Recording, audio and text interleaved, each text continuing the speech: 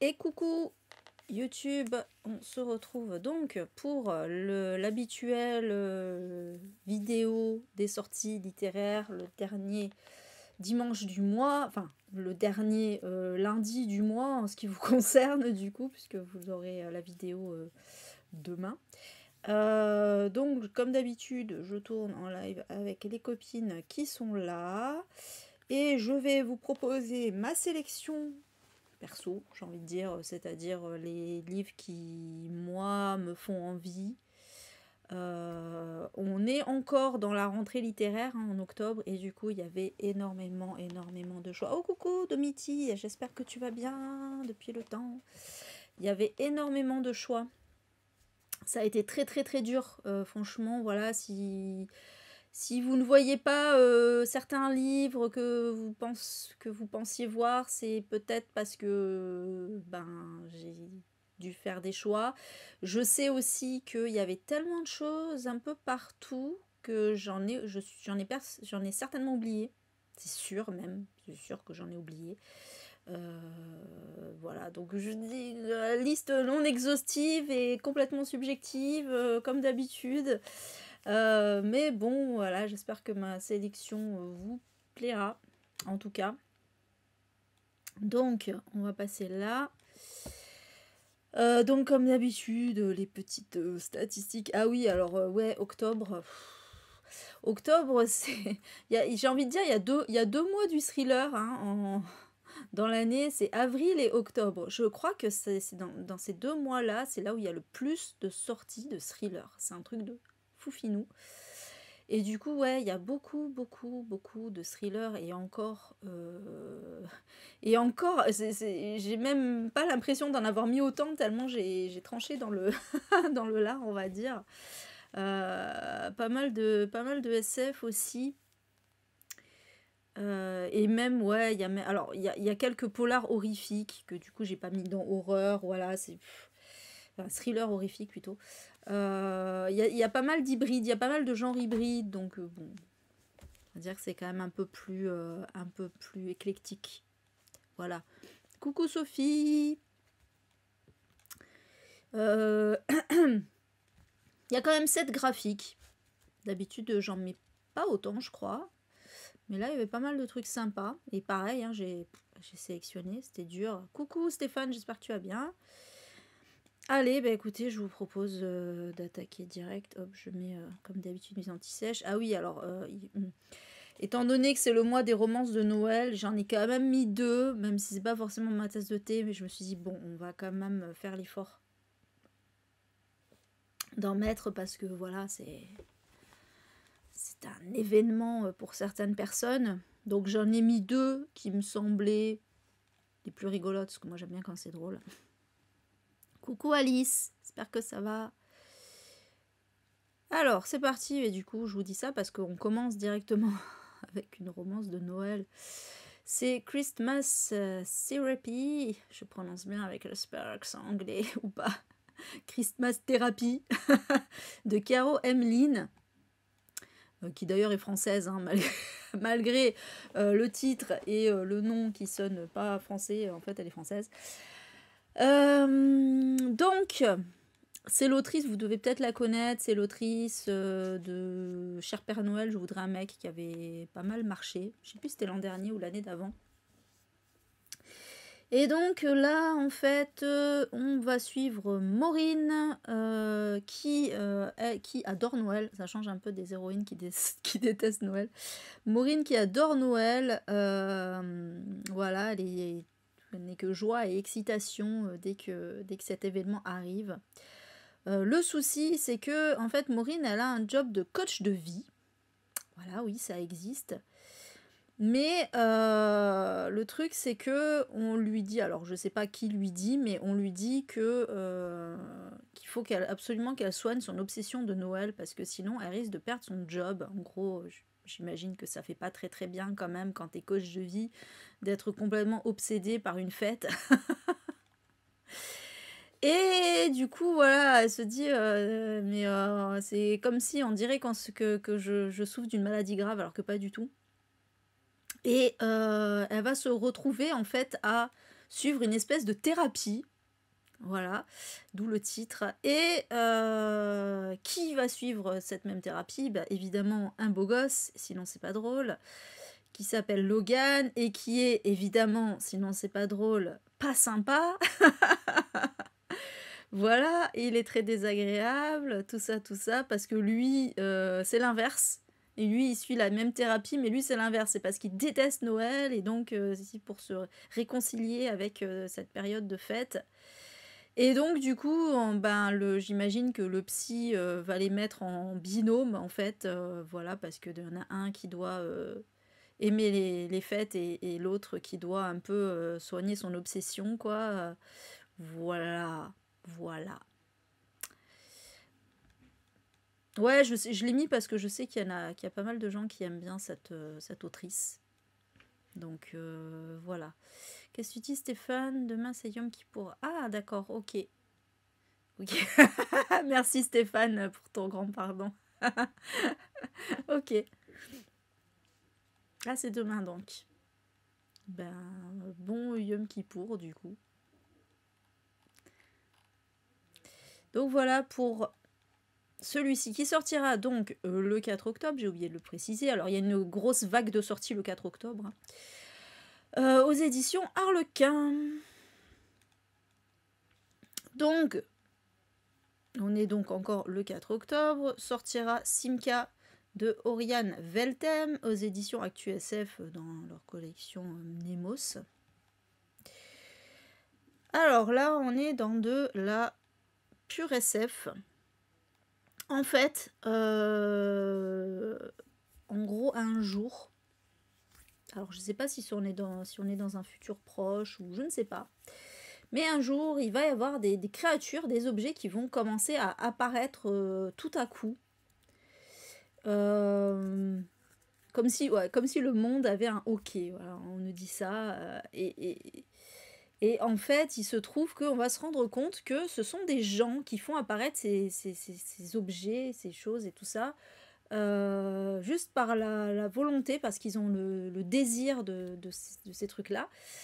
Et donc, il y a une équipe de scientifiques qui va s'intéresser à leur cas, évidemment. Et on va suivre dans cette histoire, on va suivre Sarah. Alors j'essaye de mettre un peu dans l'ordre la quatrième de couvre parce que c'est pas évident.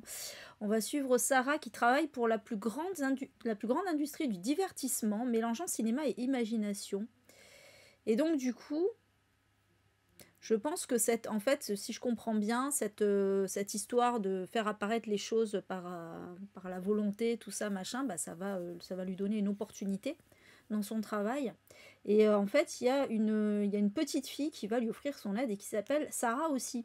En fait, il y a Sarah avec un H, et il y a Sarah sans H. Voilà. Et du coup, le problème là-dedans, c'est que en fait, ça veut dire que ce nouveau pouvoir, en fait, cette nouvelle magie, risque de devenir l'objet du capitalisme. Voilà. Ça risque d'être une nouvelle source de pouvoir et de profit, et du coup, bah, va falloir empêcher ça. Voilà, voilà. Ça a l'air intéressant, je trouve. Moi, j'aime bien le truc côté un peu anticapitaliste, tout ça, quoi. Si, justement, c'est ce que j'allais vous dire, parce qu'en plus, je crois qu'il y a 2 Actu SF je sais plus si j'en ai mis 1 ou 2 dans ma sélection, et effectivement, je ne sais pas, je suis incapable de vous dire à l'heure actuelle si ces livres-là vont sortir. Voilà. Moi, j'en ai précommandé un qui sortait là fin septembre, et donc j'attends de le recevoir. Je pourrais vous dire déjà si voilà. Mais après, ouais, bon, 4 octobre, ça reste encore prêt. Peut-être, voilà, c'est possible qu'ils en aient déjà sorti certains, qu'ils en aient déjà imprimé certains, ou prévu quand même l'impression malgré tout. Je ne sais pas. Voilà, je ne sais pas quoi vous dire là-dessus. En fait, aux dernières nouvelles, ils étaient en redressement judiciaire, mais ils attendaient un possible rachat ou ce genre de choses. Donc, tout est encore possible. Pour l'instant, c'est pas, a priori, aux dernières nouvelles, c'est pas définitif encore. Donc voilà pour celui-ci. Alors évidemment, donc toujours le 4 octobre, évidemment, l'une des sorties que j'attends le plus, le nouveau Keigo Higashino, le cygne et la chauve-souris. Et cette fois, ça m'a l'air d'être un one-shot. Ça m'a l'air d'être un one-shot puisque j'ai l'impression qu'il n'y a pas, qu'il n'y a aucun de ces deux personnages récurrents qui étaient donc l'inspecteur Kaga et l'autre c'était le physicien, j'ai oublié son prénom, qui était dans les dévouements du suspect X. C'était ces deux personnages récurrents. Et là, j'ai l'impression que c'est un one-shot. Donc, il sortira évidemment chez Actes Sud, je l'ai dit. Donc, on suit Kazuma, qui va apprendre que son père, Kuraki, a avoué un double homicide. Donc, le premier qui a eu lieu en 1984 et qui est donc prescrit. Je crois que la prescription, c'est 30 ans. Enfin, je sais pas, remarque, au Japon, c'est peut-être pas le même nombre d'années, mais bon, le fait est que 1984, ça fait presque 40 ans. Hein. Et celui d'un avocat qui fait la une des journaux, donc là, qui apparemment est plus récent. L'enquête policière est close, le procès approche, mais la fille de la dernière victime, donc de l'avocat, si vous avez bien suivi, Mireille, et le fils de l'accusé, donc Kazuma, ont l'intime conviction que Kuraki a menti. Parce que s'il est le véritable meurtrier, pourquoi est-ce que on n'arrive pas à corroborer ses aveux? Donc apparemment, il y a quelque chose qui cloche dans ses aveux et peut-être qu'il chercherait à protéger quelqu'un. Et donc Kazuma et Mireille, ils vont s'associer en fait pour voilà, ils vont plonger ensemble dans le passé de leurs pères respectifs pour essayer d'élucider ce mystère. Voilà, et le cygne et la chauve-souris, c'est Kazuma et Mireille. C'est intéressant. Voilà, bon, évidemment, je suis hypée de ouf, hein, c'est sûr. Ouais, la couverture est magnifique, comme d'habitude, j'ai envie de dire, voilà. C'est trop beau. Je suis méga hypée, j'ai trop hâte de le lire, celui-ci. De ouf. C'est mon chouchou, hein, donc... Voilà, quoi vous dire de plus? Quoi vous dire de plus? En plus, j'ai l'impression que c'est un one-shot. Là, on est... On est dans un truc un peu original. Bon, après, c'est Keigo Higashino, c'est toujours original de toute façon. Et avec la plume de cet auteur et son sens du détail et du retournement de situation aussi, ça peut être carrément cool. Voilà. Hâte. Ensuite... Celui-là, il me hype pas mal aussi. If We Were Villains de ML et Rio, qui sortira le 4 octobre chez Brajlon dans leur collection Phibs, qui est leur collection Young Adult. Et donc, on est dans un thriller horrifique. Alors, attention, parce que on est dans un gros truc de 4ème de couve, là. Alors, a priori, c'est un Dark Academia, même si j'avoue que je vois... Ouais, si, on comprend un peu qu'ils sont à l'école, mais c'est pas, c'est pas flagrant dans le résumé, dans le synopsis. Donc, on suit Oliver. Oliver qui vient de purger une peine de 10 ans de prison pour le meurtre d'un de ses meilleurs amis, mais on nous dit que c'est un meurtre qu'il n'a peut-être pas commis. On n'en sait rien. Le jour de la libération, il retrouve le policier qui l'a fait condamner. Il se trouve que donc c'est un commissaire qui prend sa retraite. Mais il veut savoir ce qui s'est réellement passé 10 ans plus tôt. Parce qu'à l'époque, voilà, donc là, flashback, et en fait je pense que l'histoire qu'on va suivre, c'est le flashback en question. Oliver, il suivait des études pour devenir comédien. Ouais, c'est ça en fait, l'école du coup, c'est le conservatoire. Dans un conservatoire très réputé. Il va étudier Shakespeare. Putain, j'en peux plus des... Pourquoi est-ce qu'à chaque fois qu'il y a une histoire de théâtre dans les young adultes, ou même parfois dans les trucs adultes mais américains, c'est toujours Shakespeare. Ils connaissent pas d'autres auteurs de théâtre. Toujours que Shakespeare. Mais bon, bref.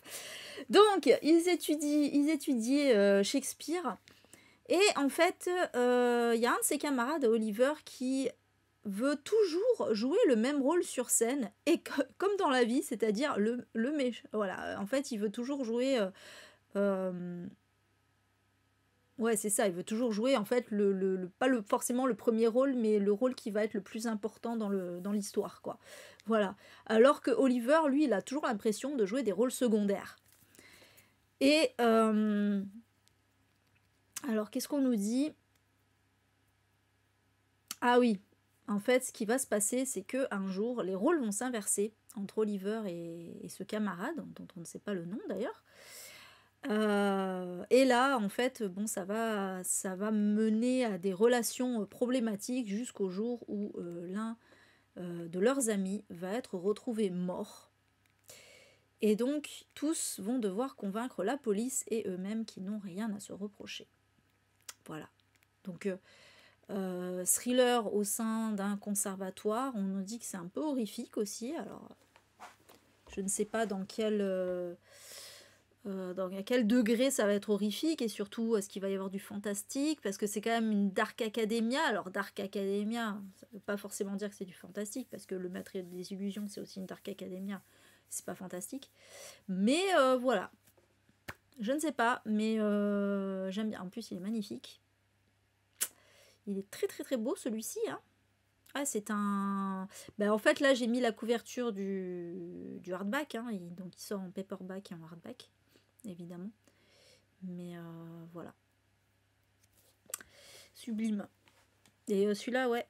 Celui-là, il me titille pas mal, en tout cas. Apparemment, en plus, je vois le truc, c'est quoi le roman Dark Academia qui a été traduit en 14 langues et est devenu un véritable phénomène TikTok. Bon, après, c'est clair que TikTok, c'est pas forcément une référence. Mais bon, en tout cas, voilà, c'est un livre qui a marché. Donc, à voir. À voir, à voir.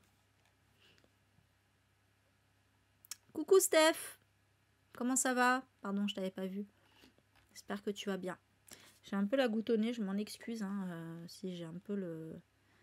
Je suis un peu nasillarde, peut-être je me moucherai si c'est trop chiant. Alors, toujours le 4 octobre.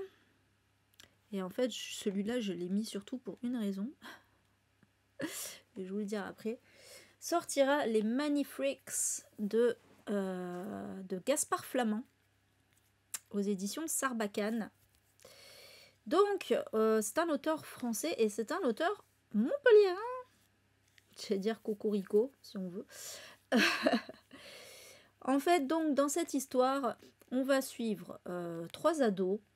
Donc, c'est Liam, Cheyenne et Squadro. Ils sont tous 3 orphelins. Cheyenne, elle a été abandonnée par ses parents, qui étaient des junkies. Elle a été abandonnée alors qu'elle était encore bébé. Squadro, il est né sous l'eau. Après que sa juge a été balancée dans la mer en fait par la mafia sicilienne. Sympa. Donc en fait, je sais pas comment, mais elle a accouché sous l'eau tout en mourant, visiblement. Et Liam, bon c'est un truc fantastique, donc on va pas trop s'en formaliser. Et Liam, lui, a vu sa mère sauter d'une falaise sous ses yeux. Sympa aussi. Mais tous les 3 ont un don. Donc qui a un rapport un peu avec leur naissance, hein, au final, quasiment en tout cas. Cheyenne peut traverser les murs, Squadro peut respirer sous l'eau et Liam peut voler. Et un jour, ils vont se rencontrer dans les mauvais quartiers de Montpellier. Ça me fait très rire, les mauvais quartiers de Montpellier. Alors j'imagine que c'est la Paillade ou Plan Cabane, je sais pas, mais, mais bon...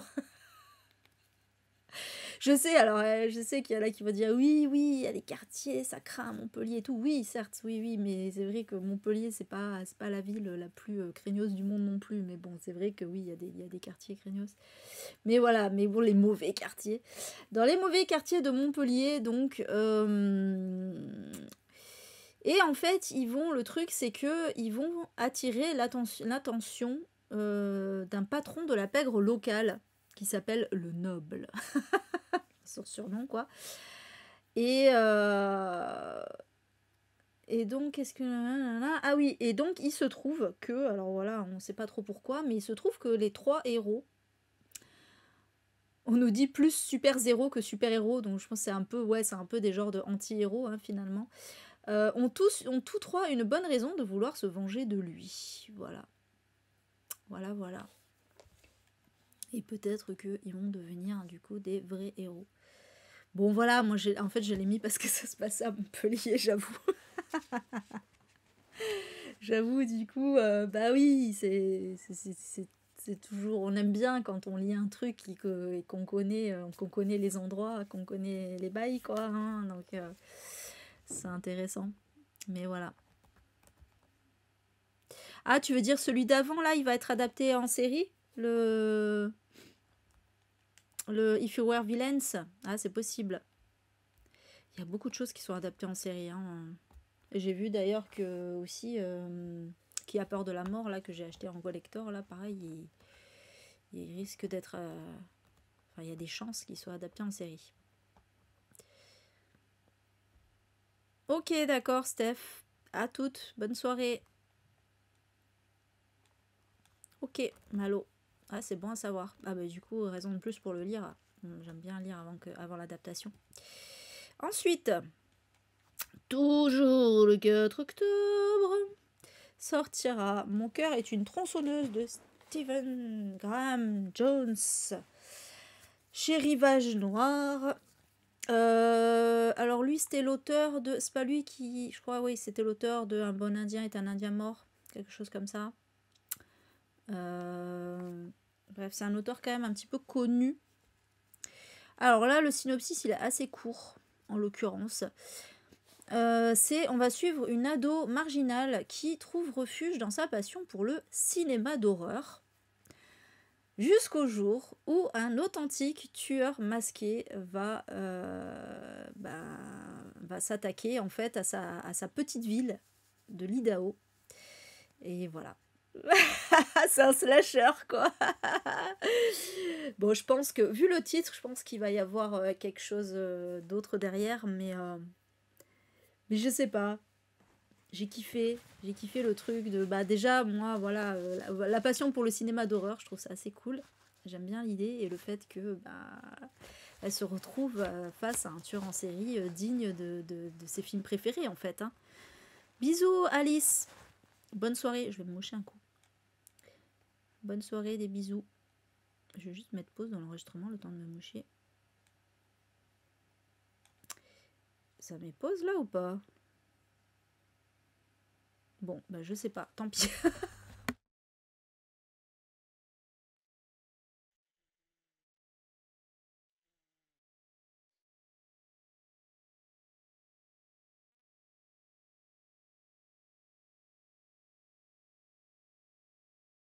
Bah désolé, ça voulait pas mettre pause, je sais pas pourquoi. Bref. Donc voilà pour celui-ci. Putain, par contre, 24 balles. Bon, après, il fait 480 pages, mais quand même, ça devient de plus en plus cher, ces affaires-là. Voilà pour celui-ci. On change complètement de style. Toujours le 4 octobre, chez Sarbacane, sortira Les Petites Reines de Magali Le Huche, d'après le roman de Clémentine Beauvais, que je vous conseille grandement, si vous ne l'avez pas déjà lu. Il est extrêmement drôle et très empouvoirant pour les ados. Hein. Je recommande si vous avez des enfants ados qui sont complexés par leur physique d'une façon ou d'une autre. Je trouve que voilà, c'est clairement le roman qu'il faut, quoi. Donc, dans cette histoire, on suit Mireille, Astrid et Akima qui ont gagné le concours de boudin de leur collège. Ça se passe à Bourg-en-Bresse. Voilà, parce que, ben oui, elles ont été élues les filles les plus moches, en fait, de leur collège. Et en fait, elles décident, ben, pour un peu, voilà, pour contrer un peu ce coup du sort comme ça, elles décident, alors il y a tout un processus qui se met en place, mais voilà, leur objectif, c'est de parcourir la France à vélo pour aller à la Garden Party de l'Élysée. Alors évidemment, il y a une raison à ça, hein, pourquoi là-bas, pourquoi cet événement-là. Et donc en fait, on va les suivre en road trip à travers la France. Et c'est extrêmement drôle. Coucou Laurence, j'espère que tu vas bien. C'est extrêmement drôle. Voilà, j'adore l'humour de Clémentine Beauvais. J'adore, alors c'est raconté du point de vue de Mireille, hein, c'est ça je crois, c'est l'héroïne, c'est Mireille il me semble. Et franchement, il y a des punchlines tout le long, c'est absolument génial. Qu'est-ce que j'ai ri en lisant ce roman. Et du coup, bah, je suis contente que ce soit adapté en BD. Ça peut être très cool en BD aussi. Voilà. Donc tout ça, et en fait, j'aime bien parce qu'on va un peu se réapproprier ce terme de boudin, justement, voilà, pour mettre en avant d'autres choses, d'autres qualités qu'elles ont, et c'est cool. Voilà pour ce livre très empouvoirant, adapté en bande dessinée. Ah! Alors là, j'étais folle, je vous le dis. J'étais en mode ouh, ouh. Il y en a deux, et il y a 2 livres là dans la sélection où j'étais en mode non, voilà. L'une ou l'autre de Oyinkan Braithwaite. Et pourquoi j'étais folle? Parce que Oyinkan Braithwaite, c'est l'autrice de Ma sœur serial killeuse que j'avais adorée. Et depuis, elle n'avait pas sorti d'autres romans, ou du moins pas en France, visiblement. Et moi, dans ma tête, j'étais persuadée que bon bah c'était fini, quoi. Peut-être qu'elle était plus, éditée par une maison d'édition française, et que bah voilà. J'étais triste parce que c'était trop cool, je trouvais, d'avoir une autrice de thriller nigériane, voilà, traduit en France. Merci Michel d'avoir offert un abonnement à Laurence. Merci beaucoup, t'es adorable comme d'habitude. Voilà, tu gères. Donc ça sort chez La Croisée, comme le premier, hein, on est un peu d'ailleurs voilà, avec la même charte graphique. Le premier c'était en vert, là c'est en jaune. Alors il est très court, je suis un peu triste, ouais, c'est ma petite déception là, c'est qu'il est court. Parce qu'il a l'air trop bien. Il a l'air trop bien. Donc ça se passe à Lagos, donc la capitale du Nigeria, pendant la pandémie du Covid-19 en 2020. J'aime bien. Alors en fait, on suit un homme qui va se retrouver dans une situation familiale assez particulière. Il est, parce qu'en fait, il va se retrouver confiné avec un bébé et 2 femmes qui affirment toutes 2 être la mère du bébé. Et donc, l'homme va chercher à identifier à qui revient la maternité du nourrisson. Sauf que il va y avoir, en plus de ça, des mystérieux événements qui vont s'enchaîner dans la maison. Notamment, on nous dit, du sable dans le riz, du sang sur les murs. Voilà. Coucou Camille, j'espère que tu vas bien. Du coup, j'étais en mode Ouah, c'est quoi ce livre? Je need. J'avais adoré Ma sœur serial killeuse. Ah putain, celui-là, c'est clair que je vais l'acheter. Celui-là, je l'achète, m'en fous, tant pis, il est tout petit, c'est pas grave. Je l'achète quand même. Je vais le bouffer direct. Putain. Je suis trop hypée de ouf. Voilà, je suis trop hypée de ouf. Oui, merci beaucoup. Ah ouais, c'est pas bête, ouais. C'est vrai ça. Le jugement de Salomon. Donc voilà, mais peut-être que ça serait pas déconnant qu'il y ait une référence, biblique, hein, là-dedans. Voilà. Ah là là, mais je suis tellement contente qu'il y ait un nouveau livre de cette autrice. Voilà, tellement contente. Je vous dis pas comme je suis hypée de ouf. Voilà, j'ai trop hâte. Donc voilà pour celui-ci. Ah putain, puis cette thématique de ouf. Ah. Alors, on change de style, mais celui-là, c'est pareil aussi. Hein. Je suis assez hypée parce que c'est Jonas Jonasson. Donc, on passe au 5 octobre. Mais c'est ça, hein, celui d'avant, c'était encore le 4. Ouais. On passe au 5 octobre et donc sortira Dernier gueuleton avant la fin du monde de Jonas Jonasson, qui est l'auteur de Le vieux qui ne voulait pas fêter son anniversaire, que j'avais adoré. J'ai surkiffé ce... Et pourtant, quand j'y pense, à chaque fois, je me dis, putain, c'est d'habitude, c'est pas forcément le genre d'humour que j'aime. Mais je sais pas, il y a un truc avec cet auteur.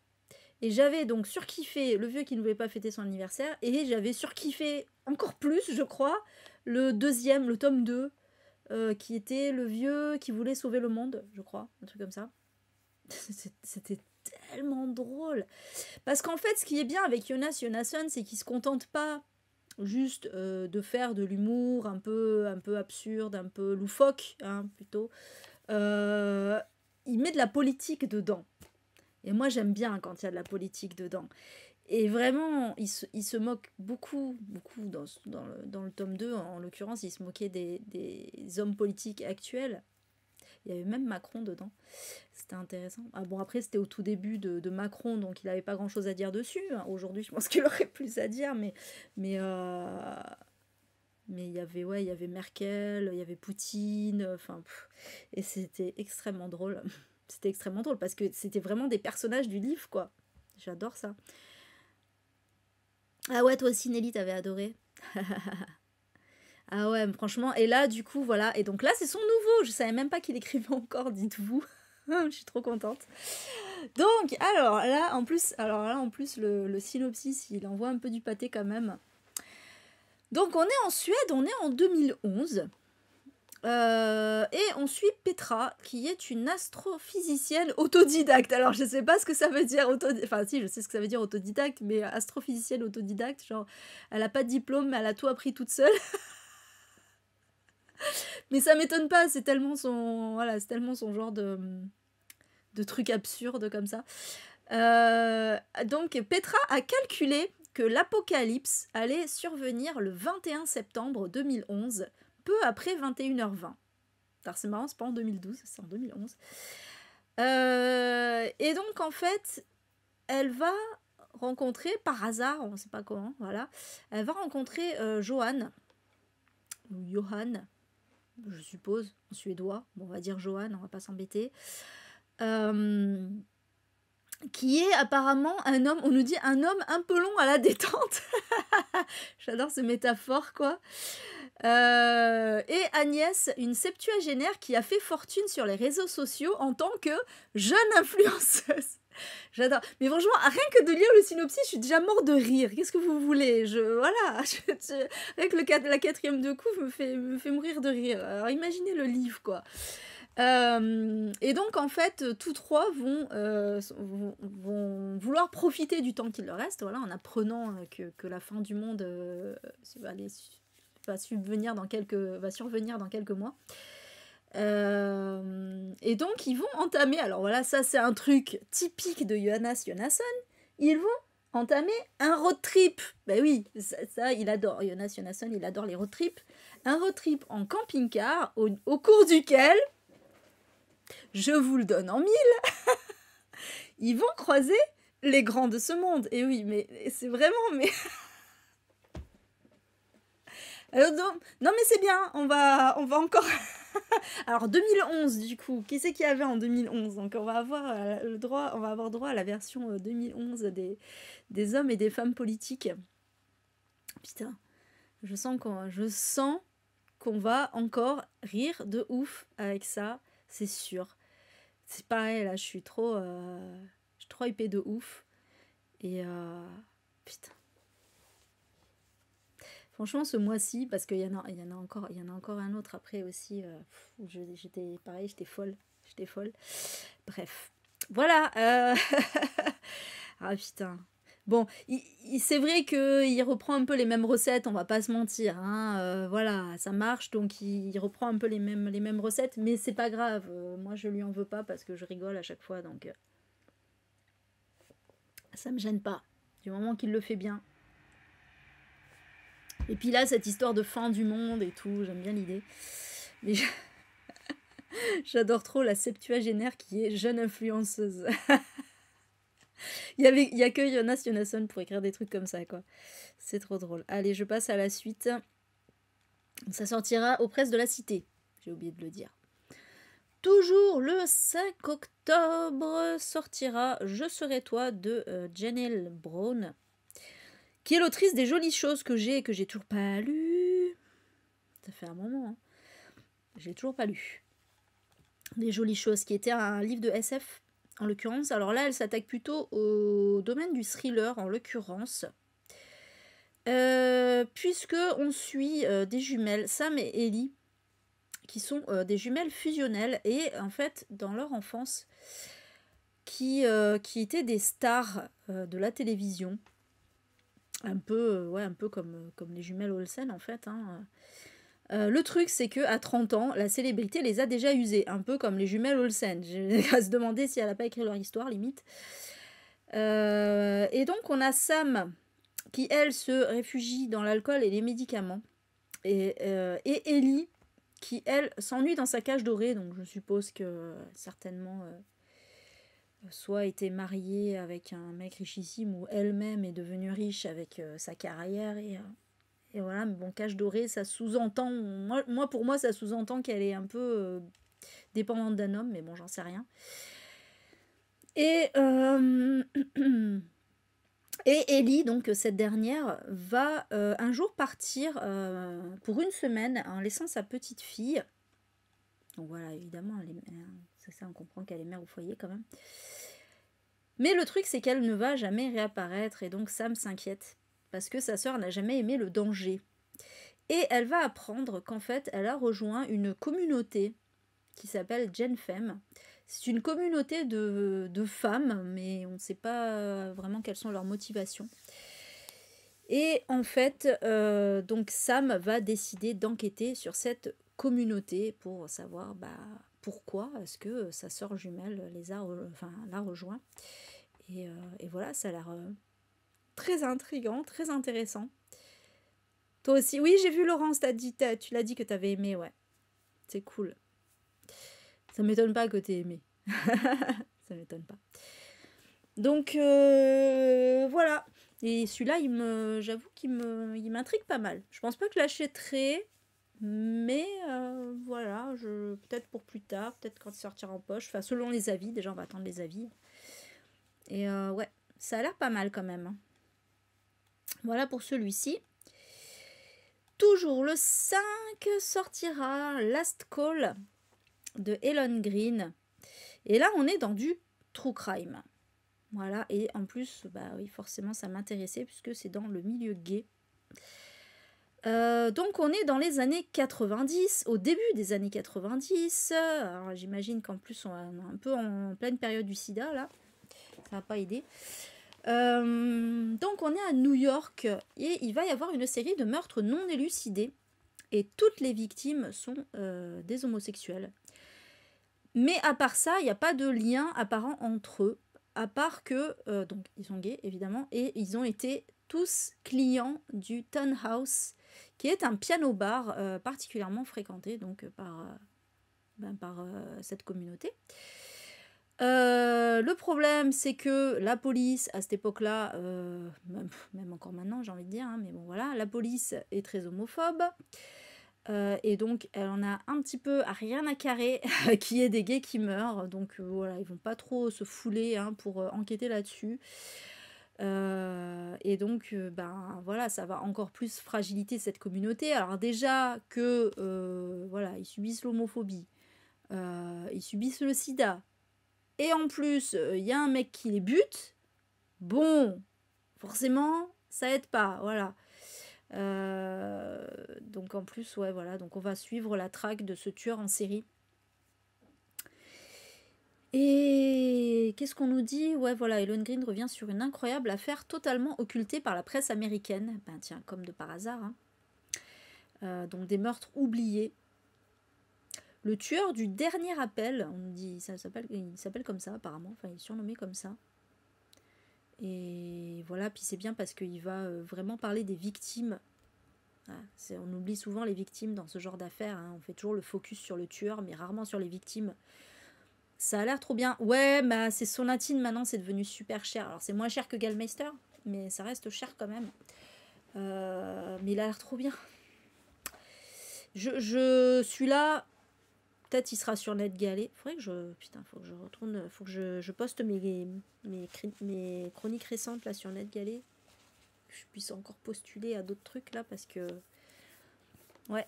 Celui-là, s'il est sur NetGalley, je le demanderai, ouais. En général, les sonatines, tous les sonatines sont sur NetGalley, donc c'est pour ça que je dis ça. Mais il a l'air trop cool. Enfin, trop cool. Ça fait bizarre de dire ça pour un truc horrible, mais enfin voilà, il a l'air trop intéressant en tout cas.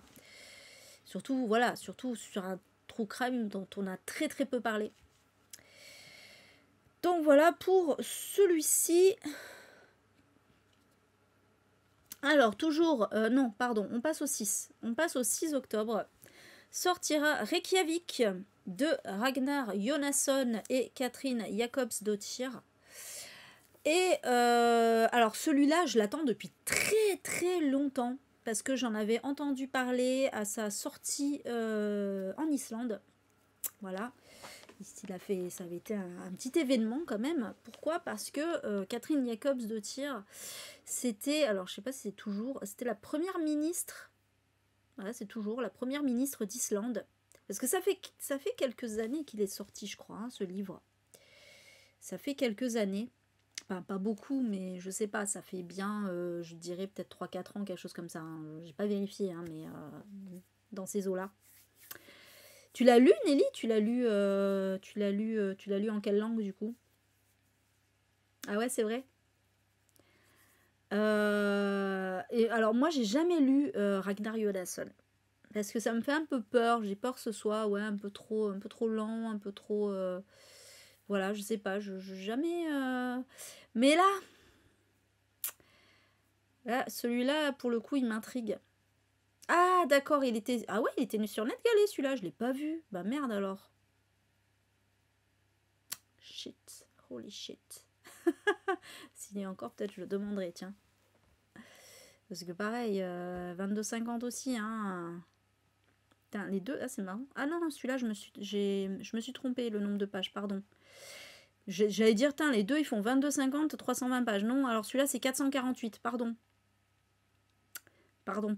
J'ai oublié juste de modifier le nombre de pages. C'est 448 pages, hein, pas 320. Voilà, autant pour moi. Ah oui, effectivement.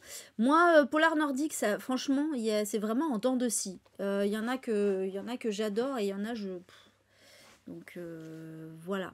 Mais, ouais. Donc, on va peut-être parler de l'histoire quand même. Hein, c'est pas tout ça. Donc, en fait, on est en 1956 à Reykjavik, donc je rappelle, est la capitale de l'Islande. Une jeune fille va disparaître sans laisser de traces. Puis, on se retrouve 30 ans plus tard, donc dans les années 80. Le mystère est toujours la plus grande affaire non résolue d'Islande. Et donc j'imagine, voilà, j'en sais pas plus, mais j'imagine que du coup on va suivre une enquête sur ce cold case. J'ai regardé, mais je crois pas que ce soit un vrai, enfin je sais pas, un true crime, c'est pas un vrai truc. Hein. C'est vrai que raconté comme ça, on a l'impression que c'est un true crime, mais visiblement pas. Hein. J'ai cherché, mais apparemment pas. Donc voilà, du coup c'est intéressant, ouais, c'est intéressant cette collaboration, je trouve, avec une femme politique. Bisous Malo, bonne soirée, bonne nuit, merci d'être venu en tout cas. Donc voilà pour celui-ci, ouais, je sais pas si je le demande sur NetGalley ou pas, s'il y a encore déjà, je ne sais pas. Il est bien? Du coup, ah oui, t'as dit qu'il était bien, il est vraiment excellent, putain. Ah, bon. Je crois que demain, il va falloir que je refasse une petite passe de NetGalley, moi. C'est pas tout ça. Mais bon, je pense que si je le prends sur NetGalley, je ne le lirai pas avant novembre. J'ai trop de choses à lire pour octobre, donc... Bref. Passons au 9 octobre avec une autrice que j'affectionne beaucoup, Clarence Pitts, bien sûr, ma copine belge. Les enfants du serpent, c'est son nouveau livre qui sortira donc chez IFS dans leur collection Phénix Noir. Et donc, dans cette histoire... Alors, ce qui est bien avec les IFS, là, les Phénix Noirs, c'est qu'ils sont pas chers. On a encore des livres adultes à moins de 20 €. Ça, c'est bien, surtout qu'il fait presque 500 pages. Donc, on est en 2012, au départ en tout cas, dans la République démocratique du Congo, donc, qui, je rappelle, est une ancienne colonie belge. Il y a un groupe armé surnommé les Arracheurs qui va commettre les pires atrocités dans un petit village le village de Burnia, qui est à l'est donc de la République démocratique du Congo. Et parmi les victimes, il y a 2 survivantes. C'est Gloria et sa fille Fiona. Elles vont parvenir à prendre la fuite, mais enfin, voilà, on nous dit le corps ravagé, donc j'imagine qu'elles ont subi des viols, hein, notamment, ce qui ne serait pas étonnant. Puis ensuite, on fait un bond de 5 ans, en 2017, au cœur de Bruxelles, cette fois, dans le quartier populaire de Matongé, je sais pas comment, je pense que c'est Matongé, je suppose, s'il y a des Belges, il n'y a pas Yasuna. Coucou Jeanne, j'espère que tu vas bien. On retrouve un cadavre, voilà, dans ce quartier, d'un homme défiguré et énucléé dans un caniveau. Et on va suivre un inspecteur. Alors, ah oui, c'est vrai, je crois que c'est un personnage récurrent. Mes excuses, c'est vrai que en général, j'évite de mettre des tomes 2, 3, 4, tout ça. C'est vrai, j'évite. Après, je pense que... Il me semble hein, que Karel Jacob, je crois, je suis pas sûre à 100%, mais il me semble que c'est un personnage qu'on a déjà vu. Je crois que c'était le héros dans Ineffaçable, que j'avais adoré d'ailleurs, Ineffaçable. Il me semble. Après, bon, je pense que ça peut se lire comme un one-shot, alors c'est pas très très grave si c'est ça. Et donc, l'inspecteur Karel Jacobs reconnaît la signature des arracheurs. Donc, les fameux qui avaient torturé les habitants du village en République démocratique du Congo. Ils se retrouvent donc à Bruxelles.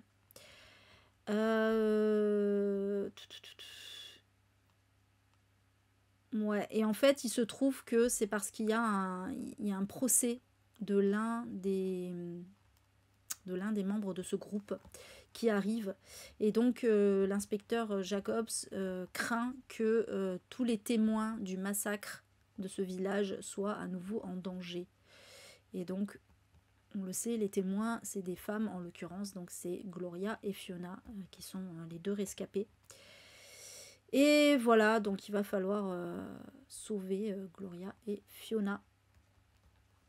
Bon, moi je connais l'écriture de Clarence Pitts et j'adore vraiment ce qu'elle fait. C'est super bien foutu, il y a beaucoup de suspense, elle nous balade énormément. Enfin, j'en ai lu 2. Ouais, j'en ai lu 2. Donc, Ineffaçable et La parole du chacal. Et à chaque fois, ouais, pourtant c'est 2 trucs complètement différents, hein, 2 histoires complètement différentes. Mais il y a toujours ce truc de, elle nous emmène, elle nous fait croire qu'elle va nous emmener quelque part, et en fait non, bim, elle nous prend à rebours comme ça, et j'adore ça. J'adore quand tu penses que les trucs sont prévisibles, et en fait non. Donc c'est trop bien. Voilà. Ah ouais, c'est vrai. Ils t'ont pas repris pour le book trailer, genre. C'est dégueulasse. Ah oui, trahison, j'avoue. Ça, c'est pas cool. Surtout que Clarence, c'est ta copine. Enfin, ta copine, ta pote, quoi. Hein, parce que c'est moi, ta copine. Mais ouais, c'est pas cool. C'est pas cool. Bon, mais je savais pas. Donc voilà pour celui-ci qui est le 4e roman de l'autrice. Donc il y en a un que j'ai pas lu, c'est Meurs mon ange. Ah, c'est ça, Meurs mon ange. J'ai pas encore lu celui-là. Voilà pour celui-ci. On passe au 10. Et celui-là, je pense qu'il est très attendu aussi. Le nouveau Sarah Penner, Le cercle occulte des gentlemen. Donc, c'est l'autrice de La petite boutique au poison qui m'avait été fortement recommandée, que je n'ai toujours pas lu, alors qu'il me hype de ouf. En plus, c'est ça le pire. Je m'excuse. Je l'ai toujours pas lu. Mais je sais que beaucoup... Book trailer, Nelly. Je sais que beaucoup l'ont adoré. Donc, je suis... Ah ouais? Non, c'est pas pour ça quand même. C'est pas parce que t'es pote avec Sève.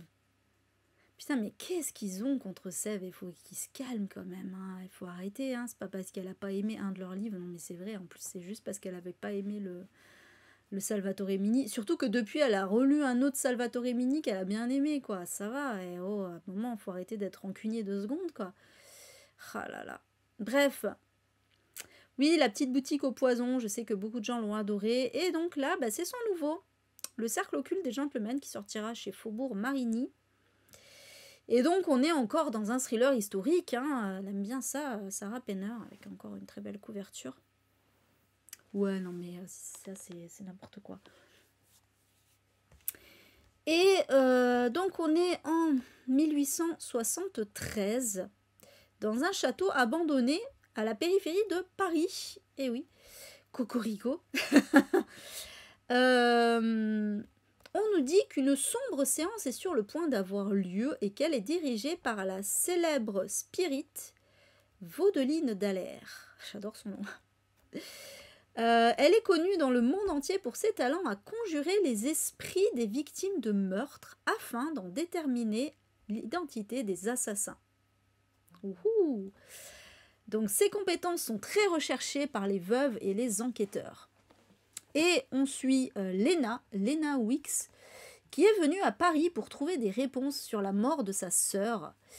Mais pour ce faire, elle va devoir surmonter ses propres préjugés contre l'occulte. Bah oui, parce que bon, surtout, voilà, c'est un peu scientifique en général. Bon. Et lorsque Vaudeline est invitée en Angleterre pour résoudre un meurtre très médiatisé, Lena va l'accompagner en tant que doublure. Pourquoi, je ne sais pas. Les deux femmes vont faire équipe avec des hommes puissants, d'où le titre, de la Société des médiums de Londres pour résoudre le mystère. Donc là, on est sur un meurtre médiatisé, hein. On n'est pas sur l'histoire de la sœur, mais je pense que ça va être en parallèle, l'histoire de la sœur de Lena. Et elles commencent à soupçonner qu'elles ne sont pas uniquement là pour résoudre un crime, mais qu'elles sont peut-être elles-mêmes empêtrées dans un crime. Waouh, ça a l'air très très mystérieux tout ça. Ça a l'air trop génial. Et en plus, sachant que Sarah Penner, elle est plutôt féministe, hein, parce que je rappelle que la petite boutique au poison, c'était un peu la thématique. C'était une apothicaire qui aidait des femmes à assassiner leur mari violent, hein, je crois que c'était ça. Donc là, avec un titre pareil, Le Cercle occulte des Gentlemen, on sent que les hommes vont pas avoir le bon rôle dans cette histoire. Donc, ouais, non, mais c'est clair, Steph, on est d'accord. J'adore comme tu vas. Oh, enfin, Steph, pas dire des trucs comme ça. Voilà, ça a l'air trop cool. Ça a l'air grave cool. Il faut peut-être d'abord que je lise La petite boutique au poison, hein. Je sais. Ah là là, bon.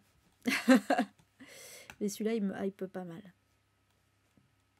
Voilà pour celui-ci. Toujours le 10 octobre sortira La fille d'elle-même de Gabrielle Bouliane-Tremblay chez J.C. Lattès. Donc Gabrielle Bouliane-Tremblay, qui est une autrice québécoise, on n'avait pas du tout deviné avec son nom. Je ne sais pas pourquoi, pourquoi au moins la moitié des habitants du Québec s'appellent Tremblay. C'est un truc de fou déjà avec le nombre d'auteurs qui s'appellent Tremblay. Mais bon. Donc on est dans un village québécois et on va suivre une petite fille qui se sent différente. Parce que tout le monde croit qu'elle est un garçon. Et donc elle se fait traiter de fille manquée. Et en fait elle va... Ouais, on nous dit... Ouais, j'aime bien parce que la quatrième de Gouve est tout en métaphore. On nous dit... souliers toujours trop petits, coupe champignon, loin de la chevelure dont elle rêve, elle se fait traiter de fille manquée, fume des cigarettes pour ne plus grandir et traîne pendant toute son adolescence un garçon mort dans son portefeuille. Jusqu'à ce qu'un jour, elle décide de quitter Saint-Siméon, donc le village, et de devenir elle-même. Donc, vous l'aurez compris, ou pas, je sais pas, on parle d'une fille transgenre, en fait, voilà, puisqu'on nous dit tout le monde la prend pour un garçon. J'imagine qu'elle a été assignée garçon à la naissance, mais qu'en fait, au fond d'elle, c'est une fille. Donc voilà, bah écoutez, ça a l'air, je sais pas, un petit contemporain comme ça, voilà, ça change un peu de nos thrillers et de nos SFFF, tout ça. Sur la transidentité, moi, vous savez que c'est une thématique que j'aime beaucoup. et en plus par une autrice québécoise, parce qu'on ne lit pas assez d'auteurs et d'autrices québécoises. Voilà. Donc voilà pour celui-ci. Toujours le 10, allez, la deuxième romance de Noël, elle est là, que je vous ai mise. Un lama pour Noël de Céline Olinsky. Et pareil, je sais que Céline Olinsky, c'est une autrice plutôt connue. D'ailleurs, moi j'en ai un d'elle. C'est marrant, les deux autrices que j'ai mises, j'en ai un d'elle. Mais c'est pas un truc de Noël que j'ai, c'est un truc avec vodka dedans, je sais plus, un titre à la con là. Mais un livre qui avait l'air assez rigolo. Je sais plus. Bref, voilà. Donc, ça sortira chez Charleston. Donc, dans cette histoire, on suit Lina. Lina qui est en pleine rupture amoureuse et en plus, elle a subi un échec professionnel. Donc, elle est un peu au plus bas dans sa vie. Et elle décide de ne pas passer les fêtes de fin d'année avec sa famille. Elle veut rester toute seule et faire le point sur sa vie, en fait. Elle a juste envie d'avoir la paix, de rester loin de la frénésie de Noël parce qu'elle en peut plus de toute façon de cette fête. En fait, il se trouve que sa grand-mère va lui proposer d'aller se reposer dans la maison d'un vieil ami au Québec. Tiens, encore le Québec, décidément. Et donc Lina va sauter sur l'occasion. Voilà, elle se dit, parfait, elle rêve de grands espaces isolés, de nature, de silence, c'est super. Et en fait, il se trouve que là-bas, elle va tomber sur un lama, oui. Je cherchais pas la logique. C'est un lama qui est idolâtré par tout le village comme une vache sacrée en Inde. Et donc, voilà, on ne sait pas ce qui vient foutre là, le lama, mais en gros, Lina va se retrouver donc avec cette histoire de lama, plus des voisins un peu trop envahissants, et finalement, elle va finir par se demander si vraiment elle a fait le bon choix de venir s'enfermer ici. Voilà. Voilà. Donc je l'ai mis parce que ça avait l'air rigolo. Je sais pas ce que vous en pensez. Je sais pas s'il y en a qui ont lu cette autrice. Elle écrit pas que des trucs de Noël, hein, je précise. Donc voilà pour celui-ci. On passe au 11 octobre. Hop. Sortira La fille qui se noie de Caitlin R. Kiernan, je suppose. C'est une autrice irlandaise, alors voilà. Pas sûre de la prononciation. Donc, alors, ce livre, il a l'air très très chelou. Très très chelou, mais il m'intrigue de ouf. Pour le coup, en plus, bon voilà, Bram Stoker Award, tout ça. Donc, on va suivre India. India qui est surnommée Imp, parce que c'est les initiales en fait de son nom complet, India Morgan Phelps, donc ça fait Imp. C'est pas IMP, hein, c'est vraiment Imp. Imp veut écrire une histoire de fantôme avec une sirène et un loup. Et donc en fait voilà, parce que alors oui, c'est très chelou, hein. Rien que le résumé est un peu chelou. Ouais, voilà, c'est ça. En fait, elle adore Jean Cocteau, elle veut écrire des poèmes, elle veut écrire son histoire de fantôme avec sa sirène et son loup. En fait, il se trouve que c'est une jeune femme qui a eu beaucoup de problèmes dans sa vie, notamment le suicide de sa mère et celui de sa grand-mère. Et en fait, elle va se mettre à écrire un récit assez original qui oscille entre le journal intime et l'histoire de fantômes. Donc, peu à peu, elle va élaborer comme ça un véritable labyrinthe littéraire dans lequel donc on va rencontrer la fameuse sirène, le fameux loup, qui est d'ailleurs une louve, et une femme qui s'appelle Eva. Oui, j'aime bien quand il y a des Eva dans les romans du coup. Une femme qui rappelle à Imp le modèle d'un tableau qui date de 1898 et qui l'a toujours fasciné pendant son enfance. Et on nous dit, mais qui était Eva et quelle a été sa vie? Donc ça, c'est le synopsis. Et on nous dit après, s'il commence comme un roman gothique contemporain, la fille qui se noie se révèle au fil des pages comme une enquête surnaturelle et bouleversante, à plus d'un siècle de distance. Donc ça veut dire qu'en même temps, c'est un roman gothique, c'est un polar, c'est une enquête, c'est fantastique, du coup. En plus, ça parle d'écriture. Voilà. Comment ne pas être intrigué par ce livre? Pour le coup, là, j'avoue que je suis... je sais pas. Bon, pareil, hein, j'attends un peu... j'attends de voir les avis sur ce livre parce que... Voilà, ça a l'air d'être un petit peu un ovni. Hein, donc, à voir. À voir, à voir. Voilà pour celui-ci. On reste le 11 octobre, sortira Red River 7 de Anthony Ryan. Alors celui-là, il me fait pas mal envie aussi. Donc, on va suivre un homme qui reprend conscience sur un bateau en pleine mer sans aucun souvenir ni de son identité ni de ce qui l'a amené là. Et il n'est pas seul puisque 6 autres personnes sont à bord et toutes sont amnésiques également.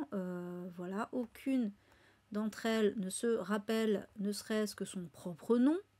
Mais ils ont tous des cicatrices d'intervention chirurgicale et le nom d'un écrivain célèbre tatoué sur la peau.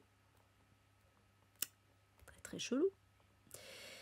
Il va y avoir un message qui va s'afficher sur l'ordinateur de bord du bateau. Une carte, et donc voilà, le groupe va devoir s'unir pour leur survie en fait, hein, voilà, pour la suite des événements.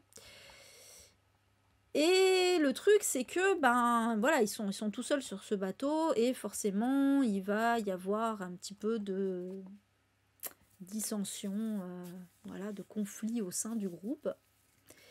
Et voilà, qu'est-ce qui va se passer, etc. Mystérieux, c'est très très mystérieux. Et on nous dit que c'est du post-apo. On nous dit clairement que c'est du post-apo parce que le synopsis fait pas forcément post-apo. On comprend juste que voilà, il y a des gens qui ont perdu la mémoire et qui sont sur un bateau et qu'on leur fait subir une épreuve. Ça ressemble plus à du survival game qu'à du post-apo. Mais voilà, apparemment c'est un thriller post-apo. C'est même un thriller aussi d'ailleurs. Thriller post-apo à la croisée de La mémoire dans la peau et de The Last of Us. Voilà. Donc écoutez, voilà, je ne peux être que hypée. Il y a tous les éléments que j'aime là-dedans. Je suis très très curieuse. Voilà. Il y a quelqu'un qui dit choc frontal. Alors, il y avait à la croisée de La mémoire dans la peau et The Last of Us. Il y en a un autre qui dit choc frontal entre Apocalypse Now et Resident Evil. Ok. Quand même une histoire de zombies dans l'histoire, visiblement. Hein. S'il y a The Last of Us et Resident Evil en référence, je veux pas dire, mais ça sent un poil le zombie, là. Bon. Voilà. Ça a l'air bien... bien intéressant tout ça. On passe au 12 octobre et sortira le nouveau Joyce Carol Oates qui, j'avoue, alors tous les Joyce Carol Oates me font pas forcément envie, mais celui-là, il m'intrigue pas mal. Donc, en plus c'est encore, on nous dit, un thriller corrosif et brillamment orchestré aux frontières de l'horreur. Donc on est encore, alors, mois d'octobre, c'est l'horreur, voilà. Dans un thriller horrifique, parce que déjà le précédent aussi c'était un peu le cas hein, d'ailleurs. C'était celui de Clarence Pitts. Parce que Kim il a toujours fait les book trailers de... Enfin toujours. En tout cas dernièrement il faisait les book trailers des éditions IFS. Donc il a fait Clarence Pitts, il a fait Ophélie Cohen... Qu'est-ce qu'il a fait encore? Il a fait un Salvatore Mini aussi, il me semble. Je sais plus. Il en a fait plusieurs. Ludovic Miserol aussi. Bref. Coucou Mario, comment ça va? Ah, il te tente ce Joyce Carol Oates. Ah, c'est la première fois que tu viens ici, Mario. Bienvenue. Donc, dans cette histoire, on suit Anna et Wes, qui sont en couple, en fait, qui sont vraiment, qui font partie de l'élite blanche et bourgeoise de Détroit, à la fin des années 70. J'aime bien, ça démarre un peu comme un livre de Taylor Jenkins Reid, je trouve. Et donc, voilà, ils font beaucoup de galas caritatifs, de déplacements d'affaires, etc. Mais le truc, c'est qu'ils ont tous les deux une vie bien remplie, ils se croisent pas beaucoup. Et finalement, la seule chose qui les relie, c'est leurs 2 enfants, qui sont plutôt pris en charge par la gouvernante. Et il se trouve que depuis plusieurs semaines, des gros titres font la une des journaux. Des corps de garçons sont retrouvés nus, sans vie, comme exposés au public. Donc on a un tueur en série, visiblement, que les médias vont nommer babysitter, d'où le titre. Donc forcément, tous les foyers vont avoir peur pour leurs enfants. Et Anna, elle, tout ce qu'elle pense à faire, c'est surtout d'aller voir son amant, en fait. Apparemment, alors, elle ne connaît pas son nom, elle ne connaît que ses initiales. Mais il se trouve que il semblerait que c'est un piège qui va se refermer sur elle. Alors, quel est le rapport entre ça et les meurtres? J'imagine qu'on le saura en lisant ce roman. Voilà, j'avoue que ça a l'air trop bien. En plus, bon, j'aime bien les thématiques qu'on nous dit: corruption des forces de police, hypocrisie, prédation sexuelle, fureur et misogynie des hommes. Voilà, c'était clairement pour moi. C'est horrible de dire ça, prédation sexuelle, oui, c'est pour moi, bien sûr. Non, mais c'est vrai, c'est des thématiques qui m'intéressent beaucoup. Ah, il faisait partie de ma palle, le livre des martyrs américains. J'avais 2 Joyce Carol Oates dans ma palle là, ce mois-ci, mais j'ai eu trop de SP. C'est de ma faute aussi, mais parce que je m'attendais pas à ce que toutes mes demandes soient acceptées.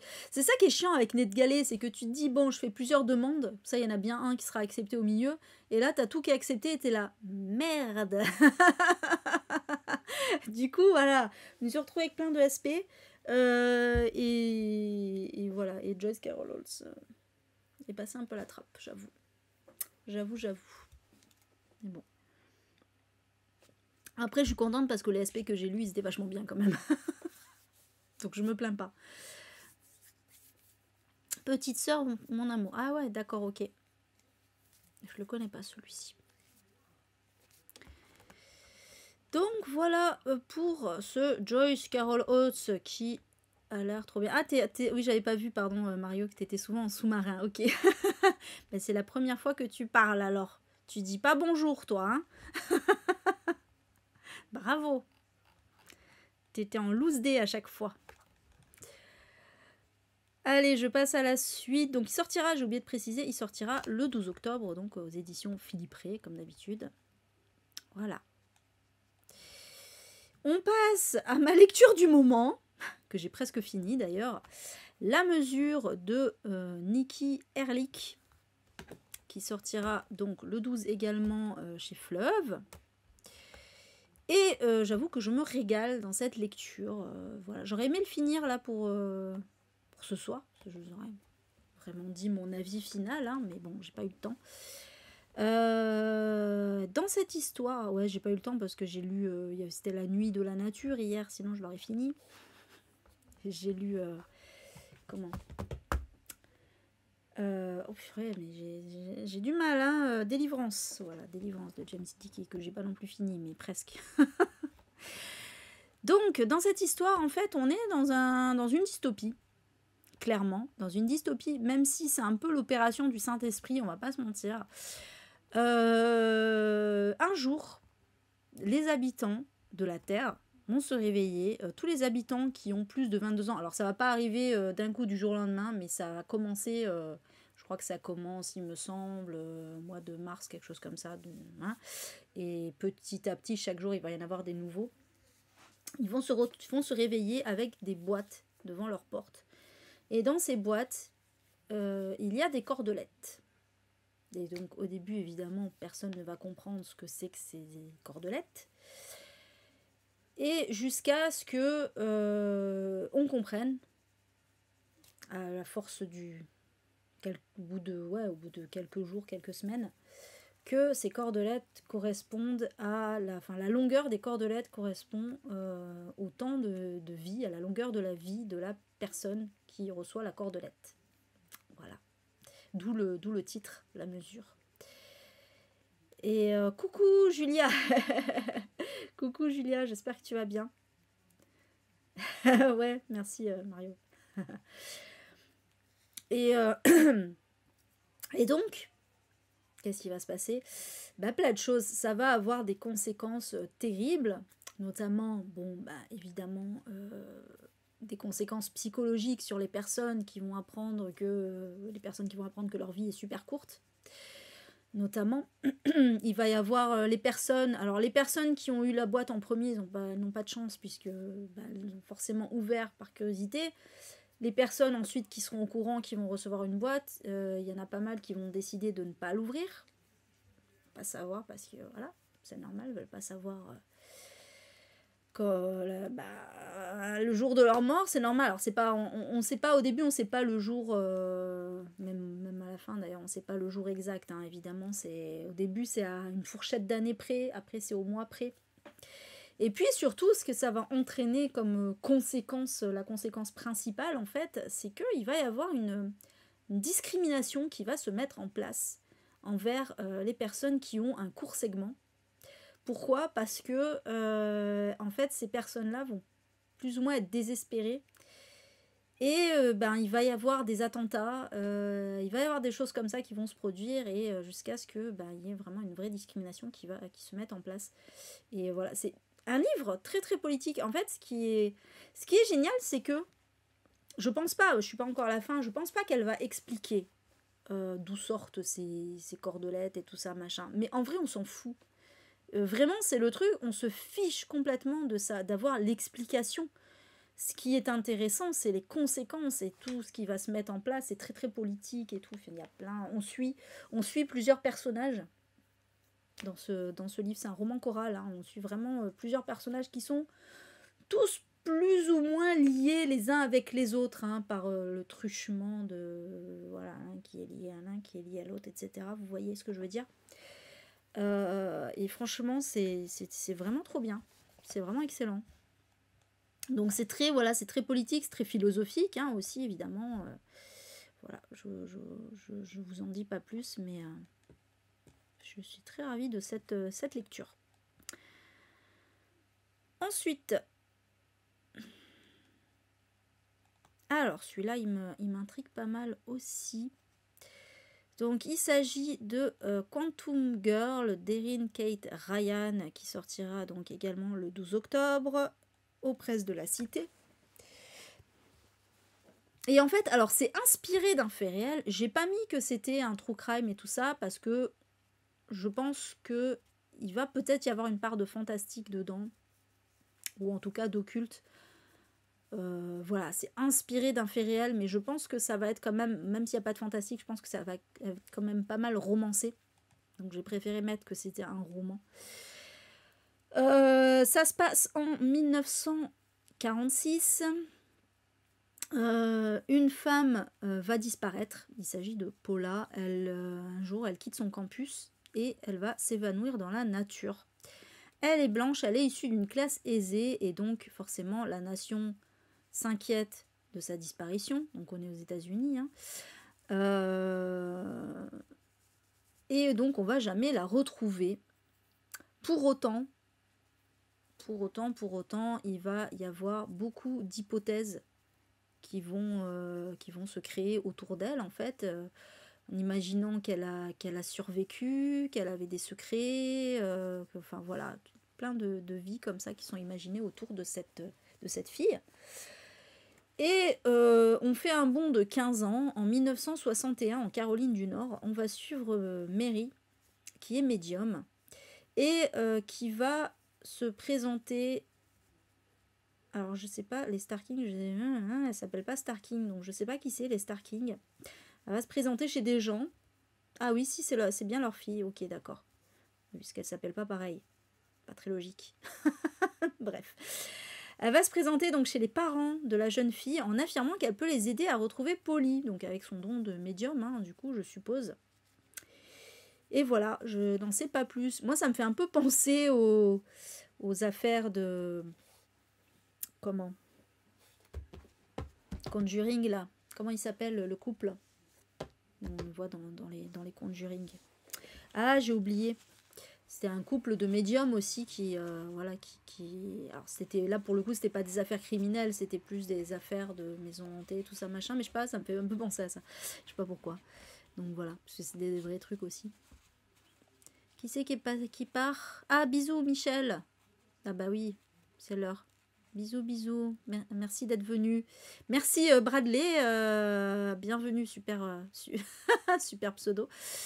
Oui, voilà, les Warren, les dossiers Warren, bien sûr. Merci. Donc voilà, ouais, enfin voilà. Après, c'est pas le même. On n'est pas dans la même thématique, mais je sais pas pourquoi. Ça m'a fait un peu penser à ça. Donc voilà pour celui-ci. Bah écoutez, il a l'air pas mal du tout. Après, ouais, toujours pareil, 23 balles, ça pique. 23 balles, ça pique. Bisous Laurence, bonne nuit. Toujours le 12, je vous ai mis une petite bande dessinée. Le secret des bonbons pamplemousse de Camille Monceau et Virginie Blanchet. Et en fait, pourquoi je vous l'ai mis? Parce que, alors oui, j'ai mis contemporain français parce qu'elles sont françaises, mais ça se passe au Japon. Voilà. Donc on est, donc ça sort, oui, ça sort chez Robert Laffont dans leur collection Inari, je crois que c'est ça, Inari, ouais. Donc on est on est au Japon, donc on est dans un petit village du bord de mer, voilà, quelque part entre Tokyo et Atami, on nous dit. Donc on est de nos jours, hein, mais plutôt dans un Japon rural en l'occurrence, alors que l'été approche, les habitants. Pourquoi les habitants de la confiserie? C'est bizarre de dire ça. Donc il y a une confiserie où on fabrique des petits bonbons japonais à base de sucre parfumé. Et en fait, dans cette confiserie, il y avait visiblement une jeune femme qui ne venait plus depuis 1 an. Et elle va y revenir. Alors je ne sais pas pourquoi, comment, machin.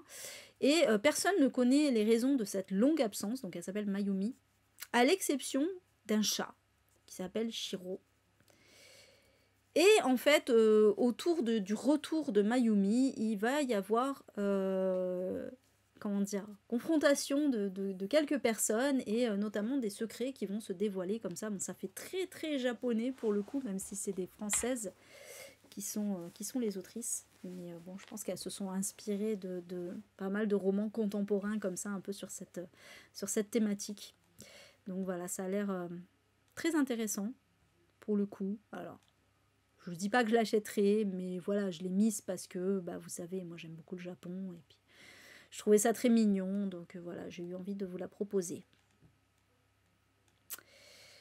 Oula, pardon, j'ai appuyé 2 fois. Ah, vous avez été spoilé. Donc on passe au 13 octobre et c'est une autre BD que j'ai mise. Je suis leur silence de Jordi ou Jordi Lafebre, parce que il est espagnol, hein, donc j'ai envie de dire Jordi Lafebre, mais qui sortira chez Dargo. Et on est à Barcelone de nos jours. Et on va suivre Eva, ben oui, encore elle. C'est Eva Rojas, qui est psychiatre.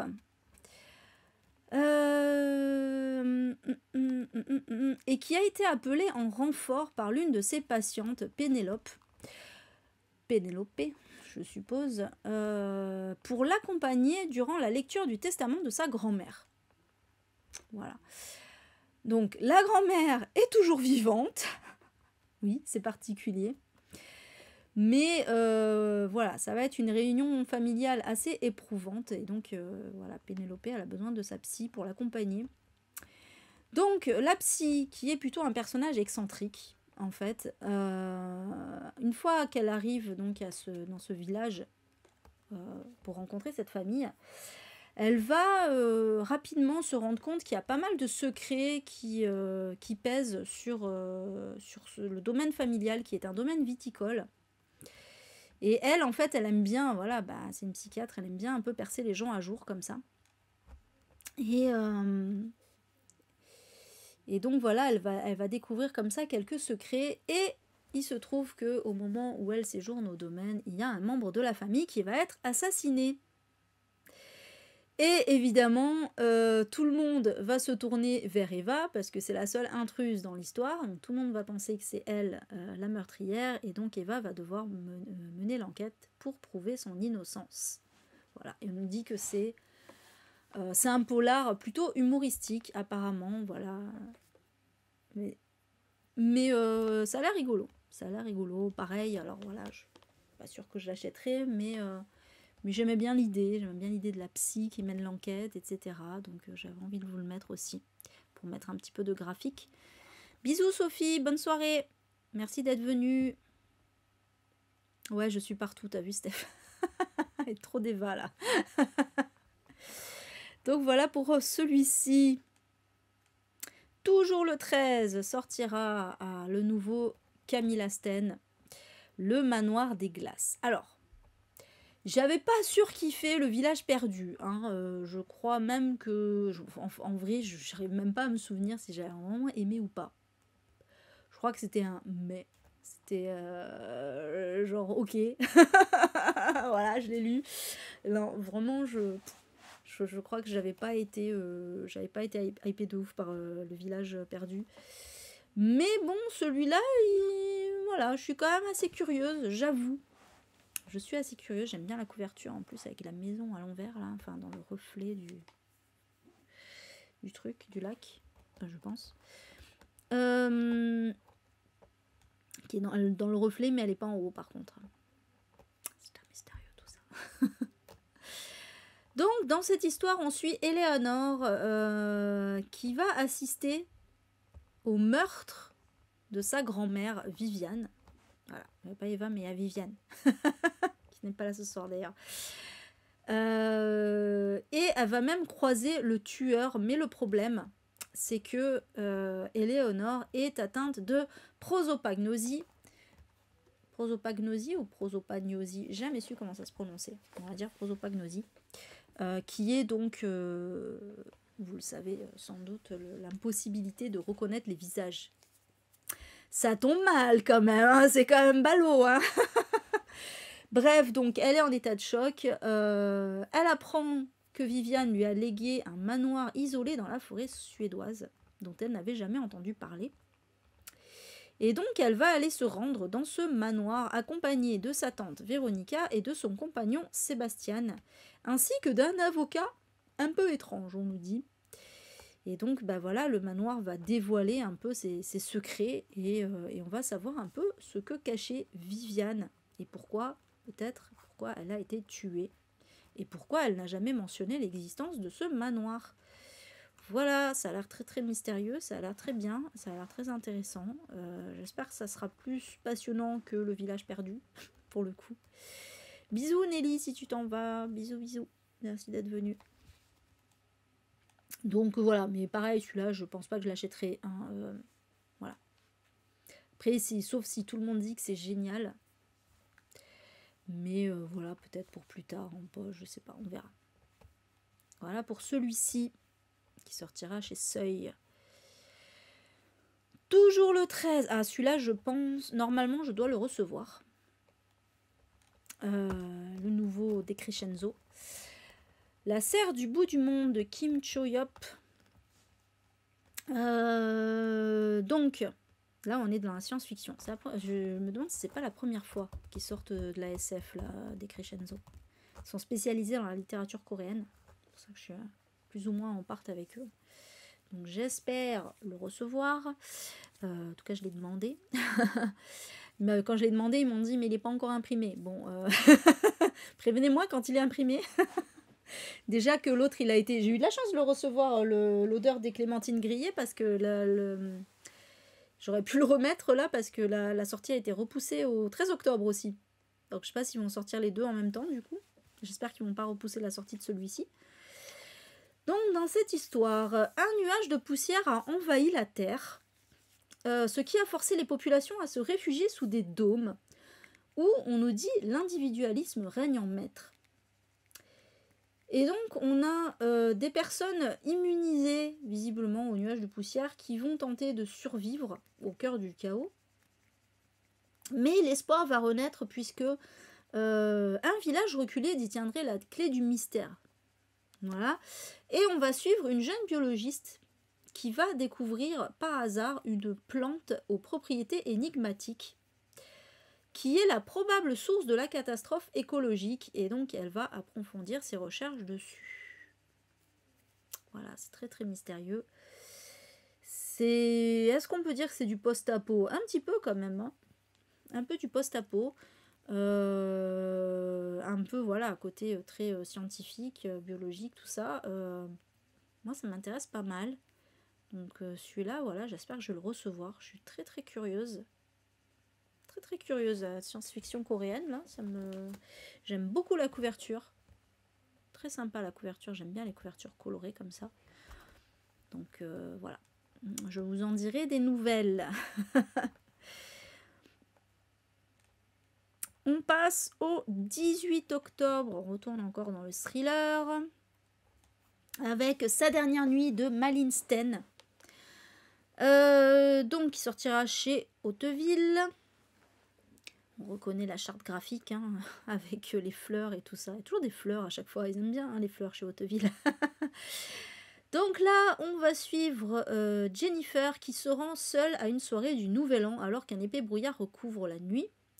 À l'autre bout de la ville, ses parents sont avec leurs amis pour la nouvelle année. Et en fait, les parents et les amis, ils n'ont pas grand chose en commun, mais voilà, ils passent toujours cette fête ensemble, c'est une tradition. Le truc, c'est que le lendemain matin, là, ils se réveillent de leur soirée très arrosée et ils vont constater que Jennifer n'est pas rentrée. Et ils vont plus avoir de nouvelles d'elle, et donc ils vont commencer à se demander si elle est encore en vie. Et voilà, bon, truc classique hein, de disparition. Mais c'est suédois. Donc, je sais pas. Pour moi, suédois, c'est un petit truc en plus, quoi. Donc, ça peut être intéressant. En plus, on nous dit, pour les fans de Camilla Läckberg et Johanna Gustafsson, bon, ben moi, j'aime bien les deux. Enfin, j'aime surtout Camilla Läckberg, mais j'aime les deux. Donc, ouais, à voir, à voir, à voir. Après, Johanna Gustafsson, elle est française, hein. Référence... je dis ça, je dis rien. Elle a juste épousé un Suédois. Bon, voilà pour celui-ci, en tout cas. On passe au 19 octobre. Ah, celui-là, il m'intrigue pas mal aussi. Un petit thriller young adulte. Parce que pourquoi pas. J'ai pas trouvé de couverture en meilleure qualité, par contre. Désolée. All These Bodies de Kendare Blake. Qui sortira aux éditions Léa. Kendare Blake, c'est l'autrice de la saga fantasy Three Dark Crowns. Voilà. Donc c'est quand même un petit nom. Dans le milieu en tout cas de la fantasy. Elle a aussi écrit, j'ai pas encore lu mais j'aimerais bien, des préquels des séquelles genre de spin-off de la série Buffy en fait. Ils sont sortis assez récemment. Comment ça s'appelait déjà? Je sais plus. Où on suit, je crois qu'on suit... Est-ce qu'on suit la fille de Willow, si je me trompe pas. Voilà, donc c'était intéressant. Voilà, donc c'est quand même une autrice qui a un petit nom dans le young adulte. Et là, en fait, elle s'attaque à du thriller. Jusqu'à présent, c'était plutôt de la SFFF. On est en 1958, en été. Une série de meurtres va frapper le Midwest américain. Les victimes sont retrouvées dans leur voiture, dans leur maison et même dans leur lit. Toujours le corps exsangue, donc vidé de leur sang, mais sans aucune trace de sang. Et donc, un jour, il va y avoir donc une famille qui va être massacrée dans sa ferme du Minnesota, la famille Carlson, et on va retrouver une adolescente de 15 ans, Marie-Catherine, on va la retrouver couverte de sang de la tête aux pieds. Donc, on la prend pour une survivante, sauf que ce sang n'est pas le sien. Et donc, on va suivre Michael Jensen, qui est le fils du shérif local et aspirant journaliste, qui va un peu se retrouver mêlé à cette enquête parce que Marie va décider de se confier à lui. Voilà. C'est le seul avec qui elle va se confesser. Et donc, elle va lui raconter sa version de l'histoire. Et Michael, j'ai dit Michael, c'est Michael évidemment, Michael va tenter de découvrir la vérité. Qu'est-ce qui s'est passé la nuit où les Carlson ont été tués et voilà. Et ah oui, mais du coup, alors, est-ce que, je veux pas dire, mais je pense que cette fameuse série de meurtres, c'est donc la famille, si je comprends bien. C'est pas très clair, hein, excusez-moi, hein, c'est une quatrième de couverture pas claire, ça m'énerve, mais je pense que en fait, les fameux meurtres des corps exsangues, c'est ça, c'est la famille. Mais du coup, on nous dit 16 corps vidés de leur sang quand même, donc ça fait une grande famille.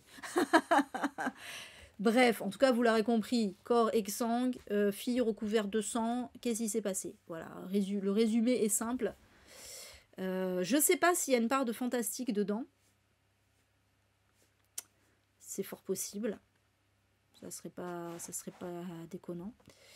Mais voilà, c'est fort possible puisque bon, comme je dis, Kender Black, c'est une autrice de SFFF à la base. Donc, est-ce qu'elle aurait pas mis du fantastique? Ça serait logique. En plus, bon, je veux pas dire, mais pour que tout le sang des victimes se retrouve sur une adolescente, bon, faut qu'il y ait une explication un peu surnaturelle quand même. Bref, ça a l'air vachement intéressant. Bisous Julia, pardon, j'avais pas vu que tu partais. Bisous, bisous, bonne soirée, bonne nuit, merci d'être venue. Donc voilà, pour celui-ci, je suis très curieuse en tout cas. Il sortira le 19 octobre. Toujours le 19 octobre, pareil, alors celui-là aussi, il a l'air assez spécial, sortira Les larmes des nymphes, de Sandy Bizzozero, qui est une autrice française, hein, malgré son nom qui sonne italien, aux éditions Gulfstream dans leur collection Echo, je pense plutôt, ouais. Et donc il est présenté comme un thriller. Alors bon, le titre et la couverture font pas du tout penser à un thriller, on est d'accord, hein. Là on partait plutôt sur de la fantaisie, ce genre de choses. Mais non, apparemment c'est un thriller. Alors thriller un peu fantastique quand même, hein, mais thriller. Donc dans cette histoire, on suit Cléa, qui en fait a fait une première année désastreuse en école d'art et qui décide de se rendre, alors j'imagine qu'il y a une raison, hein, particulière, mais elle va se rendre dans un petit village perdu dans les montagnes qui s'appelle Ombel, où elle compte se ressourcer. Mais le truc, c'est que quand elle arrive, les gens sont un peu chelous. Donc déjà, les rares habitants qui ont son âge, parce que c'est une étudiante, on le rappelle, hein, l'évitent comme la peste. On a l'impression qu'ils ne peuvent pas quitter le village. Ça, j'aime bien ça. Ça, j'aime bien The Mouth of Madness, hein, l'antre de la folie. Voilà, les gens ne peuvent pas partir. J'aime bien cette thématique. Et en plus, tout le monde lui dit de ne surtout pas s'approcher de la forêt. Voilà, donc il y a un peu truc bizarre dans ce village. En plus, il y a des légendes locales qui mentionnent l'existence d'une créature qui errerait dans les bois, etc.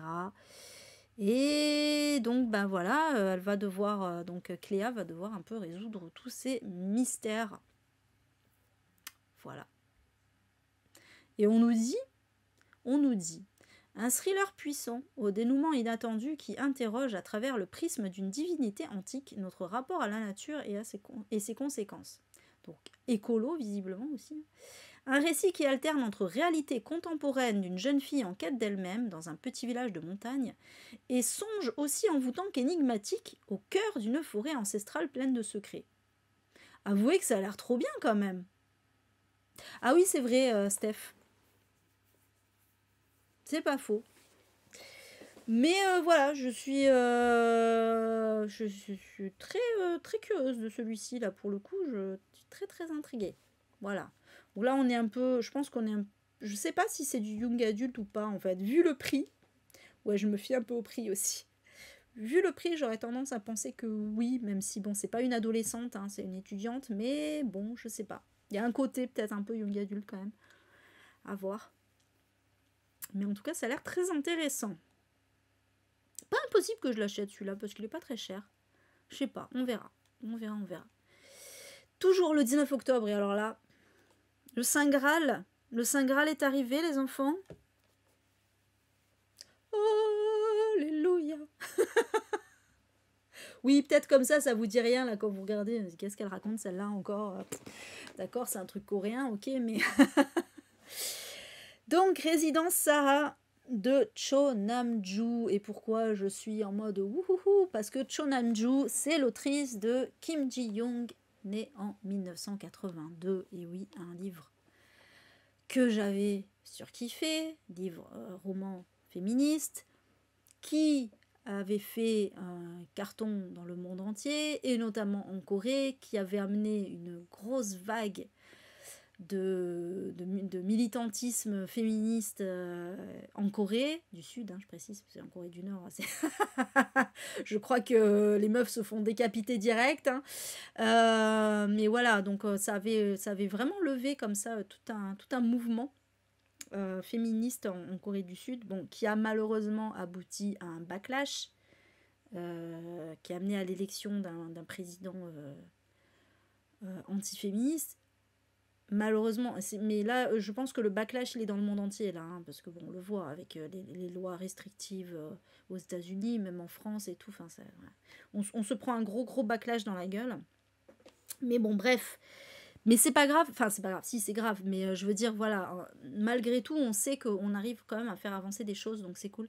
Bref, tout ça pour dire que, voilà, cette autrice, pour moi, c'est déjà une idole, vous voyez, voilà, c'est vraiment très importante pour moi. Et là, ça y est, nous sortent un nouveau roman de cette autrice. Et en plus, c'est une dystopie. Comment vous dire? Imaginez mon niveau de hype. Voilà, je suis à fond. J'espère vraiment ne pas être déçue, mais celui-là, celui-là, en plus, il est pas cher, il est en dessous de 20 €. Bon, ok, il fait que 288 pages, mais quand même. Donc oui, celui-là, je pense que je l'achèterai. Il y a de fortes chances même. De fortes chances. Donc on est dans une ville-état. Imaginaire, évidemment, je vais peut-être boire un coup là parce que... Donc, qui s'appelle Town. Oui, ils ne sont pas foulés hein, pour le nom de la ville. Une ville qui s'appelle Ville. Et donc dans cette ville, on va trouver une femme, enfin le cadavre d'une femme dans une voiture abandonnée. Voilà. Et immédiatement, la police va orienter ses recherches vers une résidence en particulier qui s'appelle la résidence Saha. Alors, qu'est-ce que la résidence Saha? Donc, on va nous expliquer. Donc, Town, c'est la ville la plus riche du monde. Déjà, voilà. Elle est donc il y a une espèce de grosse fracture entre riches et pauvres. On va pas se mentir. Et il se trouve que tous les pauvres, tous les plus démunis, sont dépourvus de tout droit, évidemment, hein, sinon c'est pas drôle. Et ils se retrouvent à vivre dans cette résidence, la résidence Saha. Donc, ils ont des logements sans eau ni électricité, ils sont condamnés à accepter les travaux les plus pénibles pour survivre, et voilà. Et un soir, il y a deux personnes qui vont se réfugier dans cette résidence. Il s'agit de Jin Young et son frère Dog Young. Oui, faut préciser hein, que les fratries en Corée du Sud ont toujours une syllabe en commun dans leur prénom, en fait. C'est une tradition là-bas. Voilà, ils ont toujours un prénom formé de 2 syllabes. Tous les Coréens ont enfin, un prénom formé de 2 syllabes. Et en fait, les fratries ont toujours une syllabe en commun. Même s'ils sont 10, ils vont avoir une syllabe en commun, en fait. Donc là, c'est Jin-young et Do-young. Ils sont trempés, ils grelottent de froid. Et ils se sont réfugiés là-bas. Et donc, quand le cadavre de cette femme est retrouvé, la police va immédiatement soupçonner Do-young. Pourquoi? Parce qu'il va disparaître. Mais attends, c'est pas 2 hommes, hein, je précise, c'est pas 2 hommes. Do-young c'est un homme et Jin-young c'est une femme. Oui, ils l'ont pas dit directement, c'est pour ça. Et donc Jin-young va partir à sa recherche à l'aide d'un groupe d'autres résidents de la résidence. Résidents de la résidence, c'est un peu redondant ça. Et voilà, et donc au-delà de la recherche du frère, l'enquête qu'il va y avoir pour le meurtre de cette femme, il va y avoir évidemment la révélation de ce qu'est le système en fait qui régit cette ville de Town. Et donc c'est Jin-young du coup, donc l'héroïne, hein, qui va un peu découvrir la réalité de ce système bien plus sombre, on nous dit, que ce qu'elle pouvait imaginer. Et donc là, on nous dit, attention, pandémie, immigration clandestine, naufrage, médias contrôlés par l'État, justice expéditive.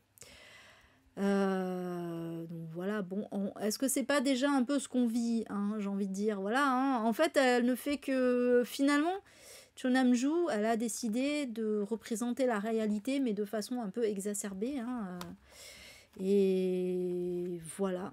Donc on nous dit, comme Parasite et Squid Game, parce qu'évidemment, ils nous mettent les bonnes refs, hein, Résidence Saha met en évidence les inégalités croissantes et le manque de mobilité sociale en Corée du Sud. Donc après le féminisme, elle s'attaque à la lutte des classes. Voilà. Je dis merci Cho Nam-joo. Et je vais évidemment lire ce livre avec plaisir. Voilà. Ça a l'air absolument génial. Ensuite, allez, on va entrer dans les trucs un peu horrifiques là. Donc, on passe au 20 octobre, sortira... Voilà, la couverture est ultra flippante. La couverture est ultra flippante. Sortira Suburban Hell pardon, de Taro Kanafuro. Voilà. Aux éditions IMHO. Je sais pas comment on prononce d'ailleurs, ces éditions-là. Et donc, alors c'est un genre de recueil d'histoires, mais qui se passent tous dans le même endroit, dans le même endroit, en fait. C'est une banlieue, on nous dit c'est une banlieue sordide, voilà, d'où le titre du livre. Hein. Et donc voilà, on nous dit tous les protagonistes sont consumés par l'obsession et la folie dans cette banlieue. Traumatisme, secte, précarité, trahison et meurtre s'enchaînent. Wouh, ça va être pump it up. Le style très sombre ne laisse aucune place à l'espoir et nous dévoile l'horreur de la nature humaine, gouvernée par la haine et la démence. Âme sensible, s'abstenir, eh ben très bien. Moi je suis pas une âme sensible, c'est bon. Moi je dis ça, en fait je chiale pour rien, mais les trucs horrifiques j'adore, donc voilà. Mais c'est pas celle que j'achèterai en priorité parce qu'il y en a 2 autres qui arrivent là et que il y a 2 autres mangas d'horreur qui arrivent là dans la sélection et autant vous dire que je vais les acheter clairement.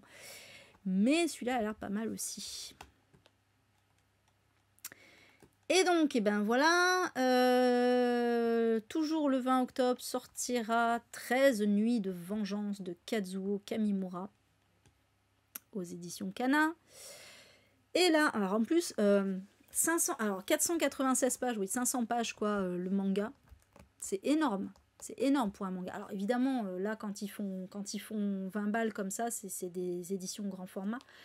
Mais ça fait pas autant de pages d'habitude. Et ouais, 500 pages, là, c'est du beau bébé, là. 500 pages pour 18,50 €, autant vous dire que c'est pas cher du tout. Quand je vois que les Junji Ito, ils sont tous à 20 balles, même les tout petits, parce qu'il y en a qui sont tout petits, Ils sortent à 20 balles quand même. J'avoue que là, Kana, ils se foutent pas de notre gueule. Franchement, 18,50 € les 500 pages, c'est pas cher du tout. Donc, on est au Japon, évidemment. On est à l'époque Edo. Donc, l'époque Edo, c'est l'époque des samouraïs, en fait, hein, pour faire simple. Et en fait, on va suivre 13 portraits de femmes victimes, alors, autant vous dire que c'est pour moi, voilà, victimes d'une société étouffante, mais qui se montrent déterminées et impitoyables lorsque les hommes se jouent de leurs sentiments. Donc Kazuo Kamimura revisite la littérature et les légendes japonaises dans 2 recueils d'histoires courtes horrifiques. Alors 2, donc est-ce que ça veut dire que ça c'est le premier? Je ne sais pas. Mais voilà. Méfiez-vous de l'âme vengeresse qui sommeille en chaque femme. Oh purée que ça va me plaire. Ça me fait penser à Tomie du coup de Junji Ito qui est un peu ça aussi. Hein. C'est une femme qui se venge des hommes. Voilà. Bon, celui-là, wishlist et direct je l'achète parce qu'en plus il est pas cher. Donc celui-là c'est sûr. Celui-là c'est sûr je l'achète. Ensuite. Alors, c'est pas de suite le 3e manga, ça sera encore après, mais c'est pas grave. Donc, on passe directement au 24 octobre. Sortira un petit essai, oui, j'avais envie de le mettre. Les hommes ont tué l'amour. J'aime bien parce que suite au truc d'avant avec les vengeances des femmes, c'est pas mal. Donc, ça aurait été mieux l'inverse d'ailleurs. Les hommes ont tué l'amour, du coup on se venge, c'est bien. Un petit essai écrit par Sabrina Erin Jean et je ne sais pas si vous la connaissez, mais moi je suis abonnée à son compte Instagram. C'est le compte Instagram Olympe Rêve, voilà, qui est un compte féministe assez connu, assez populaire. Et donc là, elle sort son premier livre, donc c'est cool. Et en fait, elle va s'intéresser dans ce livre à la thématique de l'amour, et notamment l'amour hétérosexuel, hein, très précisément. Donc voilà, on nous dit clairement l'amour romantique est présenté comme la seule source idéale de mise en couple qui reposerait sur le partage des valeurs, la réciprocité des sentiments et l'égalité. Malheureusement, le patriarcat est passé par là et l'amour tel qu'on le vit n'est autre qu'une construction sociale, une construction de merde. Eh oui, c'est clairement dit dans le résumé comme ça, hein, je cite. Comment pouvons-nous prétendre à des relations amoureuses saines et durables lorsque la société patriarcale et capitaliste impose l'inégalité au sein du couple? Est-ce que l'amour romantique vaut vraiment le coup pour les femmes hétérosexuelles? Pourquoi devrions-nous aimer les hommes? Ça c'est la grande question, ouais. Est-ce qu'ils aiment véritablement les femmes? Ce qui rejoint un petit peu le livre qu'il faut absolument que je lise d'ailleurs, c'est Les hommes hétéros le sont-ils vraiment? Ça a l'air extrêmement intéressant ça aussi. Parce que bon, les hommes détestent tellement les femmes et se soutiennent tellement entre eux que se dit mais pourquoi ils sont pas gays en fait à un moment, voilà. Mais bref, c'est super intéressant en tout cas. Donc voilà, ça remet un petit peu en question le couple hétérosexuel, la construction sociale qui en est faite. Voilà pour celui-ci qui m'intéresse beaucoup, beaucoup. Ensuite, j'en suis où? Et donc, on passe au 25, on approche de la fin, avec donc le nouveau Junji Ito. Bon, il y en a un par mois, hein, c'est pas le nouveau en fait, c'est les rééditions. Hein, c'est Mangetsu qui nous réédite tous les Junji Ito, et ils ont réédité, autant vous dire que cet auteur est ultra prolifique. Ils en éditent un par mois. Et donc, celui du mois, c'est Les cauchemars de Mimi. Donc là, on va suivre... Alors, ce qui est marrant, c'est qu'il y a 3 auteurs. Ça, je sais pas pourquoi, donc je le découvrirai, parce qu'ils le disent pas, mais je le découvrirai en le lisant, j'imagine. Il est pas tout seul, Junji Ito, là-dedans, je sais pas pourquoi. Ouais, il est magnifique. Il est trop beau, Les cauchemars de Mimi, là. Trop belle couve.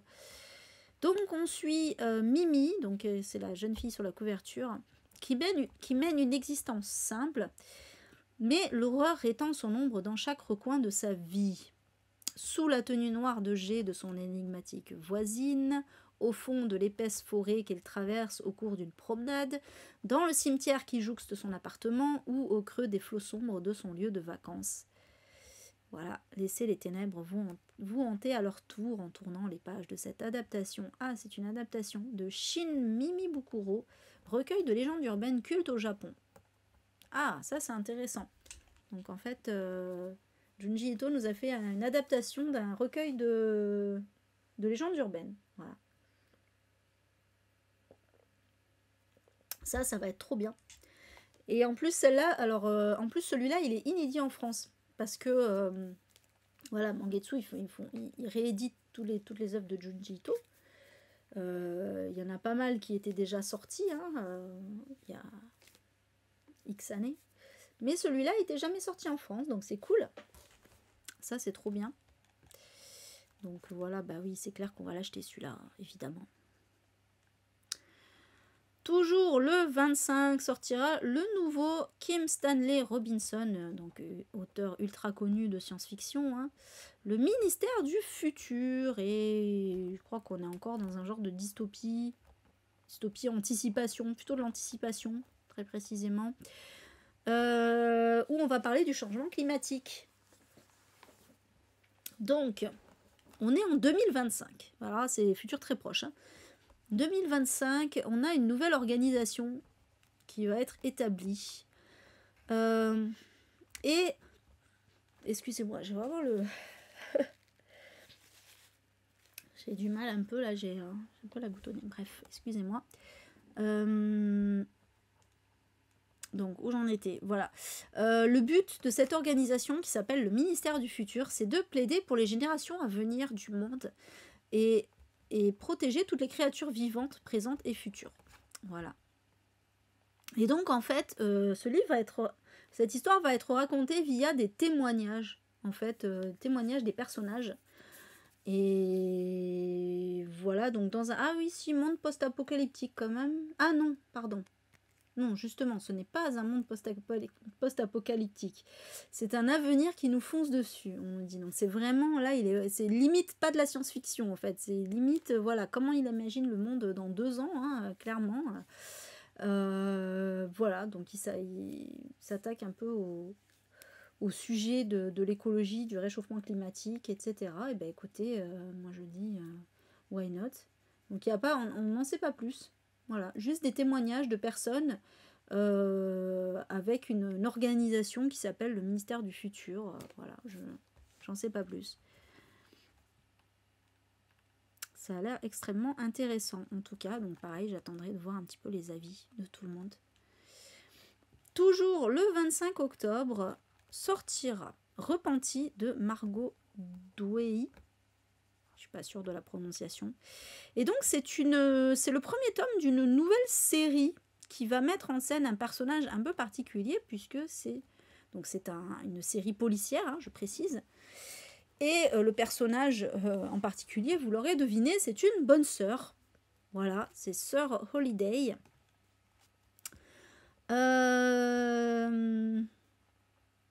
Donc voilà, déjà la phrase de présentation, elle est tatouée, lesbienne et fume comme un pompier.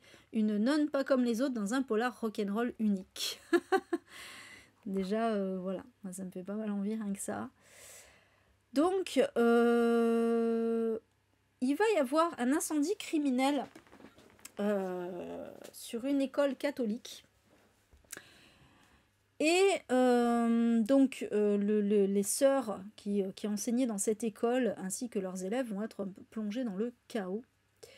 Et donc parmi les sœurs, il y a la sœur Holiday qui réclame une réponse, un retour de la part des autorités, mais malheureusement tout le monde s'en fout, quoi. Et donc, elle va se mettre en tête de démasquer elle-même le coupable de cet incendie criminel. Alors, j'imagine en plus qu'il y a dû y avoir des morts, je pense. Et en plus, c'était un endroit où elle s'était réfugiée à la base parce qu'elle n'avait nulle part où aller. Et donc, forcément, elle y tenait. Et voilà. Et donc, elle va devoir un peu reconstituer les indices de ce mystère. Mais pour ça, elle va devoir affronter les péchés de son passé mouvementé. Voilà, donc j'imagine que en fait, voilà, c'était une ancienne peut-être délinquante, junkie, je sais pas, bref, et qui a voulu un peu se réfugier dans ce sanctuaire et donc qui a accepté de prendre le voile, hein, disons-le clairement, hein, je pense que c'est ça. Ben écoutez, ça a l'air intéressant, voilà. Je suis assez curieuse. Je suis assez curieuse de ça. Une nouvelle série, pourquoi pas. Pourquoi pas, pourquoi pas. Et donc ça sortira chez HarperCollins. Et enfin, donc on va terminer avec une bande dessinée. Et pareil, c'est aussi un compte Instagram que j'adore. C'est le compte de Médusa Gorgone. Et donc l'autrice s'appelle Noémie Fachan et elle nous sort L'œil de la Gorgone. Alors c'est pas sa première BD, la première, mais c'est tout récent aussi. Hein. La première c'était sur la maternité, je sais plus le titre, mais du coup ça m'intéressait moins. Là ça m'intéresse carrément puisqu'en fait elle a décidé de s'attaquer donc à des figures mythologiques, 22 très précisément, sous un regard féministe. Voilà, donc en fait, elle va nous raconter un petit peu les histoires de, alors on nous dit, Circé, Médusa, Pandore, enfin Médusa c'est Méduse, hein, Circé, Méduse, Pandore, Médée, Callisto, Psyché, Gaïa et Perséphone, sous un aspect féministe, voilà. Et ouais, j'aime bien en plus comment c'est présenté, ces figures de la mythologie. Coucou Aélie, merci pour ton raid. Ah, c'est un peu à la fin, mais bon. Merci beaucoup en tout cas. Et bien, et bienvenue ou re-bienvenue tous les gens de chez Aélie. J'étais en train voilà, de montrer un petit peu les sorties qui m'intéressent en octobre. Et c'était la dernière, mais bon, c'est pas grave. Bienvenue quand même. J'espère que tout le monde va bien. Moi ça va, je te remercie. J'espère que toi aussi, Aélie. Donc voilà, on nous dit ces figures de la mythologie gréco-latine, nous les connaissons toutes, mais pas aussi bien que celles d'Ulysse, Persée, Thésée ou encore Eros. Merci le Malgaze qui nous offre depuis des siècles des récits écrits par des hommes, traduits par des hommes et à destination des hommes. Il est temps que ça change. Voilà. Et donc voilà, Noémie Fachan propose une relecture féministe de 22 mythes en réhabilitant 22 figures bafouées, révoltées et en colère. Réécriture moderne et inclusive, évidemment, qui nous offre une réflexion puissante sur notre société actuelle. Consentement, désir féminin, culture du viol, lesbophobie, écoféminisme. Voilà. Parfait. J'ai envie de dire parfait. Voilà, j'adore son compte Instagram. En fait, elle fait des bandes dessinées. Et voilà, elle soulève pas mal de problèmes de société, etc. Et c'est vachement cool. Pas de soucis, bisous, bonne nuit à Ellie. Bisous, bisous. Merci d'être passé en tout cas.